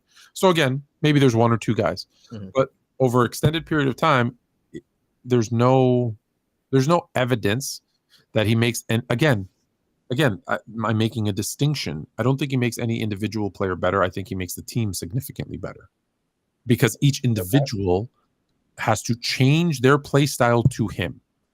There's better that, like Chris Bosh had to do that, but I think Chris Bosh, the numbers are down, but he became a better player playing with LeBron. Obviously, numbers weren't there. He was forced to become a more well-rounded player. I think that's a better. But I don't think anyone would ever say Miami Heat Bosh was a better player than Raptors Bosh. Yeah, I think if you look beyond just the because he was doing more and he had more responsibility. He was better. Would anybody say Cleveland Kevin Love was better? No, because than Kevin Love Minnesota never Kevin Love? no. But that's because Kevin Love never took the defensive steps that Bosch took when they played with LeBron. And Bosch added the jump shot, 3-pointer, playing with LeBron because they realized they needed to keep the paint clear for LeBron. Kevin Love already had that. No, come on, you watched him in Toronto. He always had that. He just did it more. Yeah, I guess he did it more. Yeah, he did it more. Yeah, he did it more. But I think he got better. Obviously, you shoot him more, you're gonna get better at it. So he got better at that, knowing he had to. I think Chris Bosh was a better player under LeBron. I don't know. Anthony Davis was again statistically. Yeah, I mean statistically not better. Yeah. Anthony Davis. I don't think you'll find anyone that'll say he was. Now he won more. Again, that's why I say make the distinction. He makes the team significantly better. I don't think he makes it an individual player because he's not. He doesn't allow people to be who they are. I see what he's you're so saying. Ball dominant that he forces you to play different. Except for Kyrie. Kyrie was the one guy he kind of the exception, which is why those two separating was worse than Shaq and Kobe separating. Not gonna lie, yeah, that's actually I didn't think about that. Kyrie's the one guy where he allowed to when he thrived. I think that first year with Wade, he wanted to, but then Wade just kind of realized it's better for LeBron to be the guy. No, the first year they let Wade be the guy, and they flopped because he did not know. Now it depends who you ask. He either did not know how to be the number 2. Mm-hmm. Or once he realized that if we win the series against Dallas, he's going to be the finals MVP and that will destroy my legacy, because he looked trash after. And they don't forget they were up too. Please don't forget they were up. Yeah, I mean that was LeBron totally flopped on that one, played terrible. That's without a doubt. Like no one's going to defend that. No, but they were also up like 20 points, laughing and giggling, making fun of Dirk. I think Wade made that corner 3. They thought it was over. Like they thought. Yeah. They're going up 3-1, and then they and I think LeBron. Look, it's not me, but I did. There's an article that talks about LeBron James purposely tanking because if he wins his first title and someone else is the Finals MVP, not good look. He'll never catch Jordan. I understand, not good look. That saying he threw the game or series is crazy. No proof of that whatsoever. That's the claim. Conspiracy theorists, don't get me wrong. The claim is he threw it on purpose, knowing that if he wasn't the Finals MVP, which he wouldn't have been, he never gets he never catches Jordan, and it's actually better to lose than not be the Finals MVP. Because I'll tell you, for most people, the reason why Magic, Kareem, Kobe don't, heck, Bird, the reason those guys don't get talked about in the GOAT conversation is they weren't the Finals MVP in every single finals they were in. I've been saying this since 2010, but I always said not all championships are the same. The reason why Jordan was the GOAT then, big part of it was in all 6 of those championships, he was the guy. And it was undisputed. Without a doubt, he was the guy. You know what my 2 things are? And just keep in mind for and I don't know if you remember this. Like I have LeBron number 2, and I have no issues with anyone saying Jordan, LeBron, Kareem. I have no issues with, because there's based on what you believe in and what you look at. If you only look at NBA, different, right? If you look at high school and college, it's Kareem and it's not close. I think Wilt has a case when people just say statistics, but continue. So here's my point. My issue with Wilt is the big drop off from regular season to playoffs, because there's 3 things that I factor in that most people don't. And look, I'm not saying that they're number 1, 2, and 3, but they are in my criteria. 1, were you the best player and Finals MVP in all your finals wins? Yes or no? Okay. Yeah. Yes. Were you as good or better in the playoffs as the regular season? Yep. And you have to have a winning record in the finals. I mean, that's a team accomplishment, but okay. See, everything else you said was more individual. Well, that was the team. Yeah, I have some team, because if you're a team guy, it makes your team better. Blah blah blah. It's hard for me to have Wilt. Like Wilt will never be in my top 5 because he fails on all three of those criteria. He's not the Finals MVP in all of his finals. His statistics significantly drop in the playoffs from the regular season, and he has a losing record in the finals. Can't be top 5 for me. Which actually, it's funny. That's why I tell people. That's why I say when I have LeBron 2, it's the biggest compliment I can give a player because of these 2 reasons. 1, he has a losing record in the finals. And 2, I don't rank active players. He's the only active player in any of my lists. I can't give you, when people call me a LeBron hater, I laugh. I go, I give him the biggest compliment. The biggest compliment I could give a player other than this one. This is the second biggest. And then it's midnight, so we could probably call it a night. Or we'll do the last 7 minutes of this game. Steph Curry. I always fight with people whether he's a point guard or a shooting guard. But here's I'll tell you he's a shooting guard. At the end of the day, though, I rank him as the second best point guard of all time and the third best shooting guard of all time. I couldn't give him a bigger compliment. So you want to get mad that I don't have him number 1? Go look in the mirror and talk to your mama. I give him the biggest compliment I can give him by having him 2 at the point guard and 3 at shooting guard all time. Do you have a top 15 all time, Steph? Now, I don't rank active players. Oh yeah, you don't. I mean, okay, he retires today. Where do you rank him? I don't rank active players. You just don't rank. I'll give it a wait. I wonder because when Kevin Durant, LeBron, and Steph talked, they were like, oh, 3 of the top 5 players all time. 3 goats. I'm like, oh, people are going crazy with that. That's ridiculous because I'll tell you right now, Kevin Durant will never crack the top 15. He is not that guy. Woo! He's going to have some longevity. Kevin Durant's longevity is so forgotten about because of LeBron. Kevin Durant is Carmelo Anthony. Oh, the disrespect. But he went to go. No, it's not. They're both like ridiculous scorers. Mm-hmm. If Kevin Durant doesn't go to Golden State, he has no rings. The only reason what do you like Carmelo? Carmelo's not top 20. You don't have Carmelo top 20? No. Wow. Carmelo is another offensive great player. Didn't play any defense. You don't do the finals losses though because he lost to Jordan. No. You don't give him a little bit of a okay, you lost to your No. I don't. It doesn't help or hurt. It doesn't help or hurt his status, but but when I'm looking at the Lakers that year, would it have changed for you? I'm looking because he's on a team with Kobe and Shaq, and Gary Payton, like you're the third, fourth best player. I'm sorry, you can't just go to a team like Gary Payton going to Miami and winning a chip doesn't make him a better player. Like it doesn't. I hear you. I know. Yeah, you shouldn't rank him higher. But when I look at Karl Malone, Tim Duncan, Kevin Garnett, like when I look at the elite power forwards, you might want to Moses Malone. Some people call him a power forward. Some people call him a center. I think he's a center. But if I look at those 3 as an example, he's 3, and it's not even a debate, right?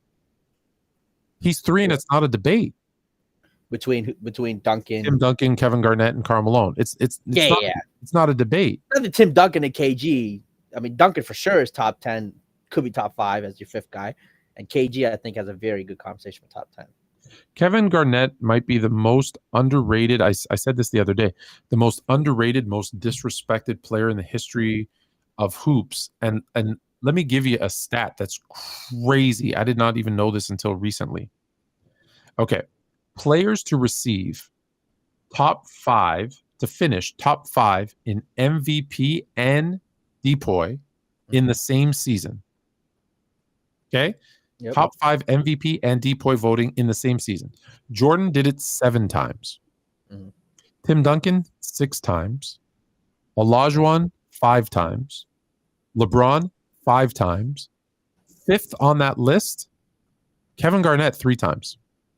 And it should have been more. And it probably should have been more, but because of his kind of attitude, persona, being on a bad team in Minnesota, like he didn't get the media coverage, just being in Minnesota, but also the antics. Media. I think he would have been more loved today. I think those antics Well, one, I think he would have got more media coverage because of social media. I don't think small market. Yeah, 100%. In terms of antics, I mean, were the antics really that bad? Like he was just loud and aggressive. No, I don't think people at that time they just media weren't accepting of a big black man yelling and screaming and talking trash. Oh, Larry Bird, they love talking trash. Oh, because he was Larry Bird. He's from French Lick, right? Kevin Garnett, nah, he's a thug. Like, I hear you. Like that was unfortunately the false narratives that were happening then. Yeah. But the fact that he's fifth on that list, knowing all the stuff that he had an uphill battle to climb, people do not rank him anywhere near as high as he should be. Yeah, hey, I think because he didn't win until he went to Boston too. I think that people hold that against him too. They do. Shout out our friends at PC, but they brought a good question too. Where does Kevin Durant rank in today's NBA? Prime Kevin Garnett. Who's Prime that? What's Garnett that? Today. I think shout out player should. I mean, they had a conversation about where Kevin Garnett, prime Kevin Garnett today. Where does he rank in the league? He's a top 5 player in today's NBA. Maybe top 3. Look, I think he can even go higher. Higher than top 3? Man, defensively and offensively, I think he's giving Jokic and Luka nightmares when he plays against them. I think he's better than Giannis. And with the Jokic Luka thing, it's just he just gives you so much more defensively. It just comes out to how much you value the offensive play. He is Giannis. He is Giannis defensively. Mm-hmm. Dirk offensively. Don't forget, he shot over 45% from the mid-range, like 16 feet to the three-point line.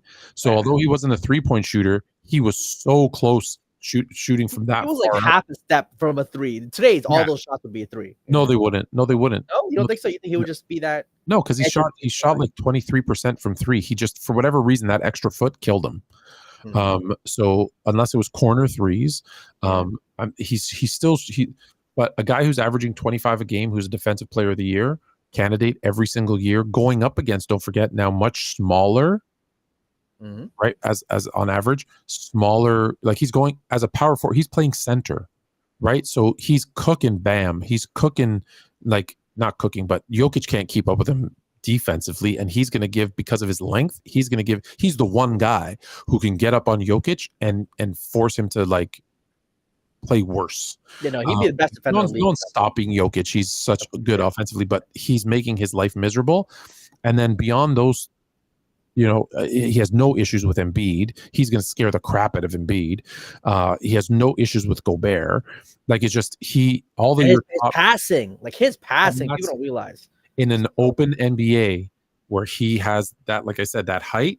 Yeah. You're going to add 2-3 rebounds. You're going to add a couple of assists. So he's a guy that's going to average 25, 27, 9 or 10 rebounds. 6. I think he's 27, 12, and like 7. Yeah. 100%. With the basic defense, that's the best player in the league. He could legitimately be the best. You might. Yeah, I'm not saying you wouldn't.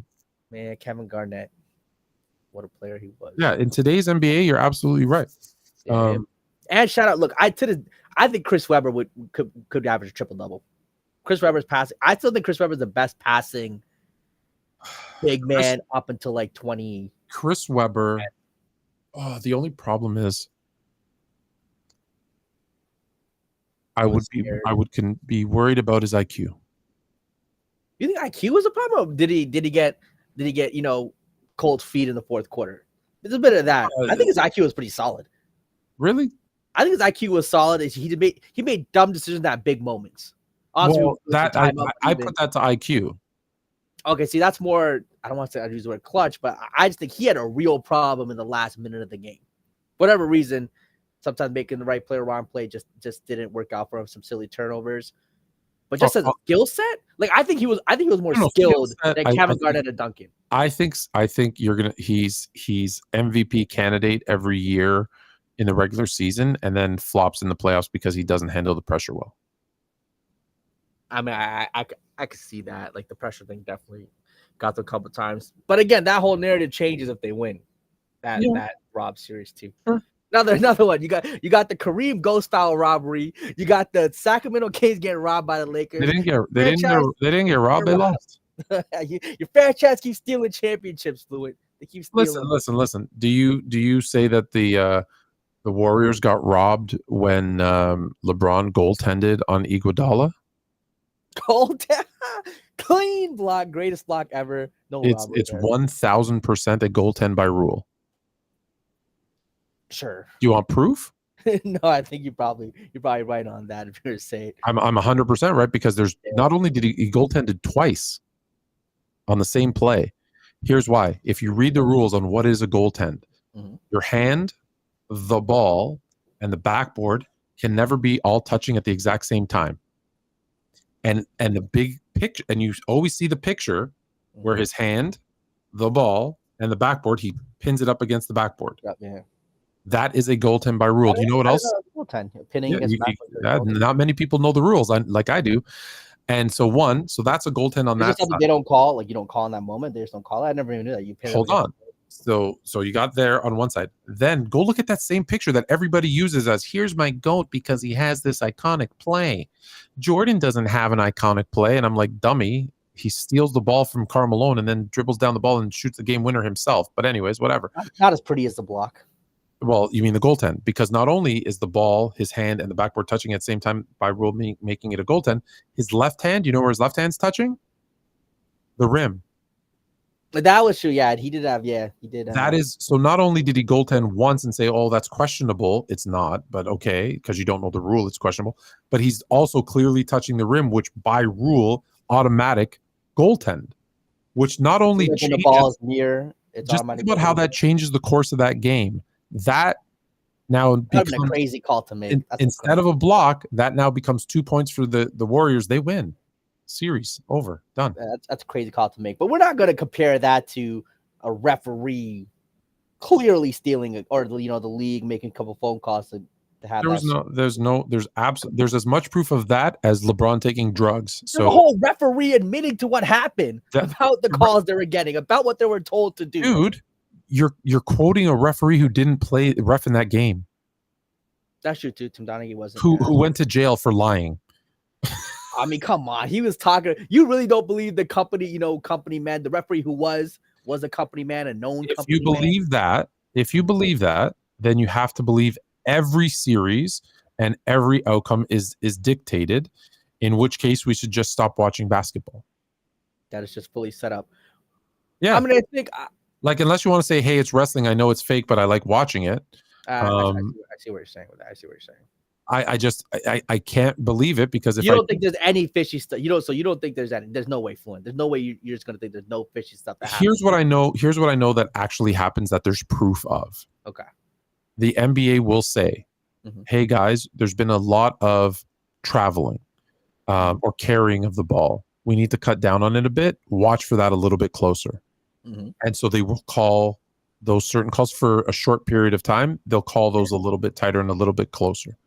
Okay. I know that there are times when a player has pissed off a ref or has done something disrespectful for a ref. And the refs, as a fraternity, say, hey, like they did with Allen Iverson once upon a time. Yeah. Allen Iverson was being disrespectful. And they said, hey, every time he does that crossover, call a carry. And he was like, how long are you guys going to be calling this on me? And they're like, 3 to 5 games until you treat us better. But they wouldn't that never changed the outcome of a playoff series. There's no proof that ever happened, and I don't want to say that it happened, because then I have to believe that every outcome is dictated, and I really don't want to do that. That's a fair take. I understand.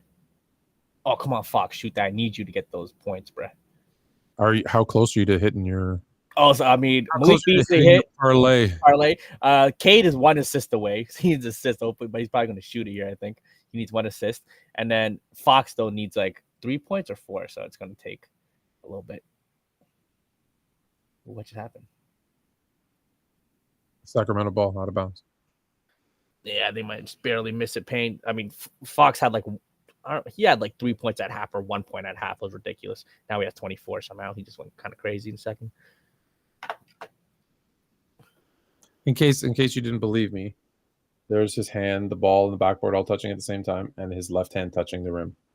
I remember his hand on the rim for sure in that iconic moment. One timeout, play it out. What they gonna do? Fox to the rim. How could they not? Let's be honest. How could you not call that a goaltend? That would have been if they called the goal time, people would be like, "That's ridiculous. That's a clean block. That's obviously by the rule of the book." I don't think anyone would see that and say that was a clean block when they just like I said, just show that. I mean, the rule of pinning against the backboard. I don't know why would that be a goaltend if that's the way the rule is written.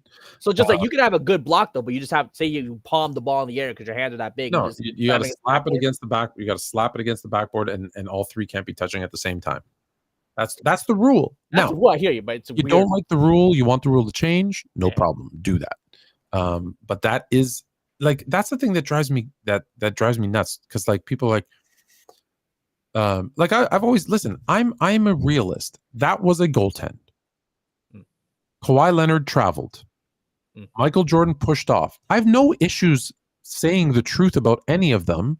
The Kings got cheated. Just say it. No, because there's no proof. There's no direct evidence of that. Exactly. But I can look at those three plays and look and show you, yeah, there's evidence of those three things. One that's unrefutable. It's true. But people want to say, no, LeBron's was clean, but Jordan pushed off. No, that's because you're a LeBron fan. No, Kawhi didn't travel. Well, that's because you're a Raptors fan. Oh, Jordan didn't push off. No, that's because you're a Jordan fan. Fox needs one more point. Oh my gosh, he needs one. All right, here you go. And it's a 1 point game. Fox is going to get you a bucket right here. Let's go. No, but it's isn't it Detroit? Oh no, it's Detroit ball right now. I think. Yeah, it's Detroit's ball. Oh, I hold it. Fox has to get a rebound. Well, you need Detroit to hit a game time. Yeah, that'd be thing. Oh, I missed a 5 pick by 1 because goddamn Jaime had. Oh. Wow, it's a close one.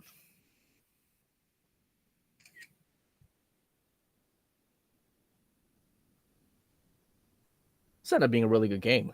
This ended up being really comeback. You're going to Beasley. Beasley's had the hot hand from 3. Oh, kick it back out. Oh, going for the 2. Oh, okay. Give it to Fox. Give it to Fox. Foul Fox. No, don't inbound. Ah, it's Fox inbounding. They call timeout. Thank you. Fox should be your free throw shooter. Am I wrong? No, you're right. Yeah, him or Herder, I guess. Okay, baby, give it to Fox one time. Hall of Fame coach Mike Brown. Do you know that LeBron James couldn't even make the playoffs until he got Mike Brown as a coach and Larry Hughes as a teammate? What a punk. Mike Brown's a good guy. I don't know about Hall of Fame now. I don't know about Hall of Fame. The way that the bar is set for Hall of Fame, he's in the Hall of Fame. Who was the last coach to get in the Hall of Fame? I have no idea. Yeah, I haven't really heard too many coaches get in the Hall of Fame recently. Yeah, I don't know. Last NBA coach? Yeah, like NBA coach. Based on his NBA coaching resume. Well, Greg Popovich was the last one to make it in, and he's still an active coach, which I think is ridiculous. Oh, yeah. I think that's not a rule in the NBA. You got to be retired? Players have to be retired for at least, I think, 3 years. Yeah. Coaches have to have been coaching for at least X amount of years. So regardless of if they're still coaching or not. Hall of Fame coach in the league right now. How many you got? Spo, Kerr, Rick Carlisle? George Karl. Yeah.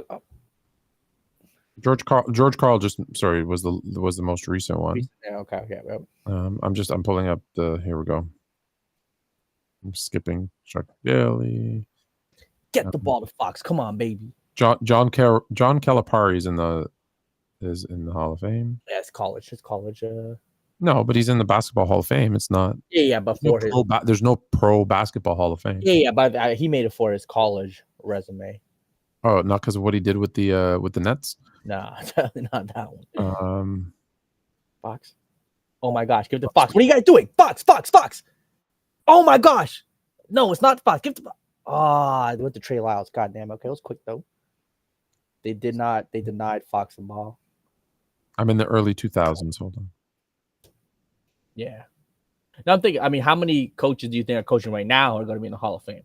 I mean, obviously Spo, Kerr, because of their coaching resumes.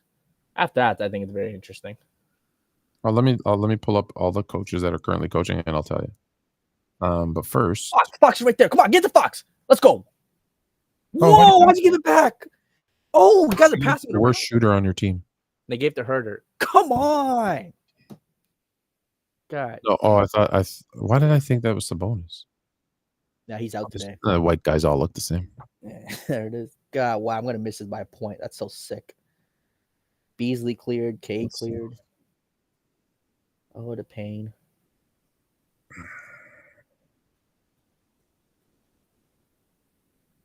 All right, Rudy T. Listen, if Rick Adelman made the Hall of Fame, Cotton Fitzsimmons, Bill Russell, they inducted Bill Russell as a coach too. Bob Huggins, George Karl. There's no way that Mike Brown doesn't make it. Greg Popovich. Yeah, no. Everybody's a Hall of Famer, bro. Everybody's a Hall of Famer. I mean, Brown has no championships. Carl just has he has a ton of wins, right? Karl, not really. He made the NBA final once, twice, and he didn't win any. Is he not like top 10 all time in all time wins?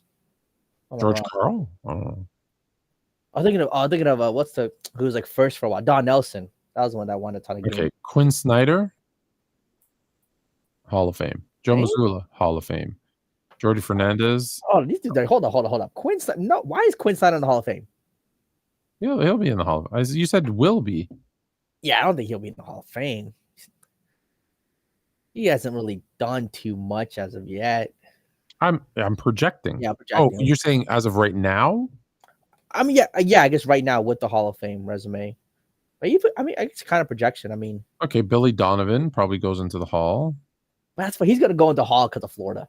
Jason Kidd will go into the Hall. He's a player. No. I'm talking about guys because they're as a coach, he's closing in on 400 wins. He'll get into the Hall. Mike Malone will be in the Hall of Fame. He got what? I wonder. Mike Malone's going to have 1,000 wins and a championship, at least one. He will be in the Hall of Fame. Okay, based on who's in there now. Yeah, Steve Kerr's in the Hall of Fame. Yeah, Kerr and for sure. That's for sure. Those better hope Tyrone Lue doesn't make it. Nah, there's no way. Can't be getting Tyrone. Spo obviously will be in the Hall. Can they tie this up and get some Fox out there? Tom Thibodeau probably makes the Hall. Thibodeau's an interesting one because I mean, we know he's a good coach, but the no championship really kind of hurts his situation. Oh, he doesn't have one yet. Popovich is already in the Hall. Give it to Hardaway. Y'all wasting time. Oh my gosh, 8 seconds. 6. What are you doing? Oh my gosh, y'all wasting too much time. Ow! Oh my God, he hit it too. And one. Is that a 3? Oh, it's a 3-2. That's crazy. Wait, now Fox has to hit it. Oh my gosh. Is he gonna miss this?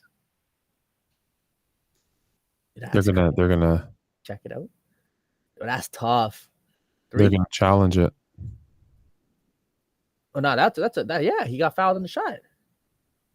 He's saying that he jumped. Oh, no, he's saying that it was unnatural. I mean, oh no. Is that foot on the line? That I don't know. Yeah, that one too. That was crazy. This game actually went pretty crazy. It was a blowout for a long time, Fluent. We're just like, damn. I'm not. If we go into overtime, I won't be here. Let's see. Pump fake. You can't see it from that angle. Right foot's in. Left foot, I'm not sure about. Yeah. Here we go. Right foot's fine. Left foot. Let's watch the left foot. Ooh, no, it's behind. It's good. Behind. Yeah, it's behind. It's 3. Boom. If they keep, oh man.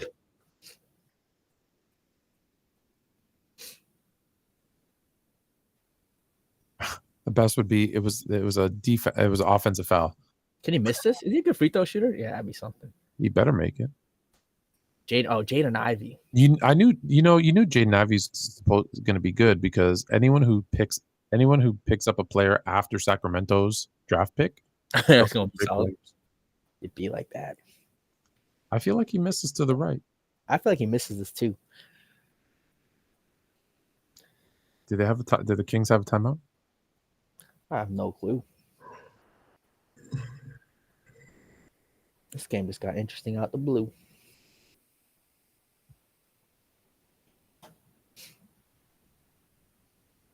Sacramento, stand up. Damn. Oh, no timeouts. That's tough. Oh, so you have to give it to Fox, who's your fastest player. That's what I thought too. Give it back to him. Yeah, running. 3. What the hell? Oh my God, look good. Oh my God, he missed by a point, bro. That's tough. Wow. So much pain. He wants out of that city, I'm telling you right now. He could have taken a few more. He could have taken a few more. He really could have taken a few more. Wow, that just cost me a couple parlays. Is crazy. What a pain.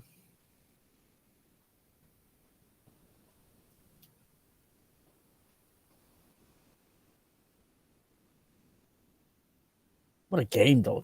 And 1-3 at the end is damn. Is something.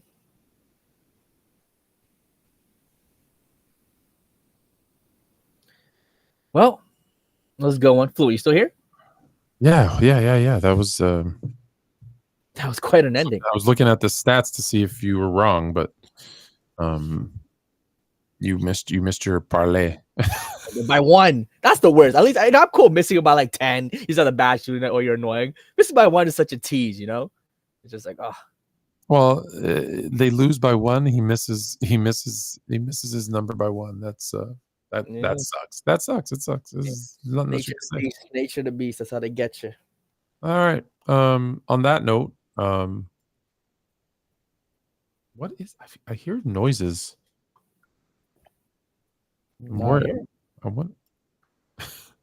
Hold on a sec.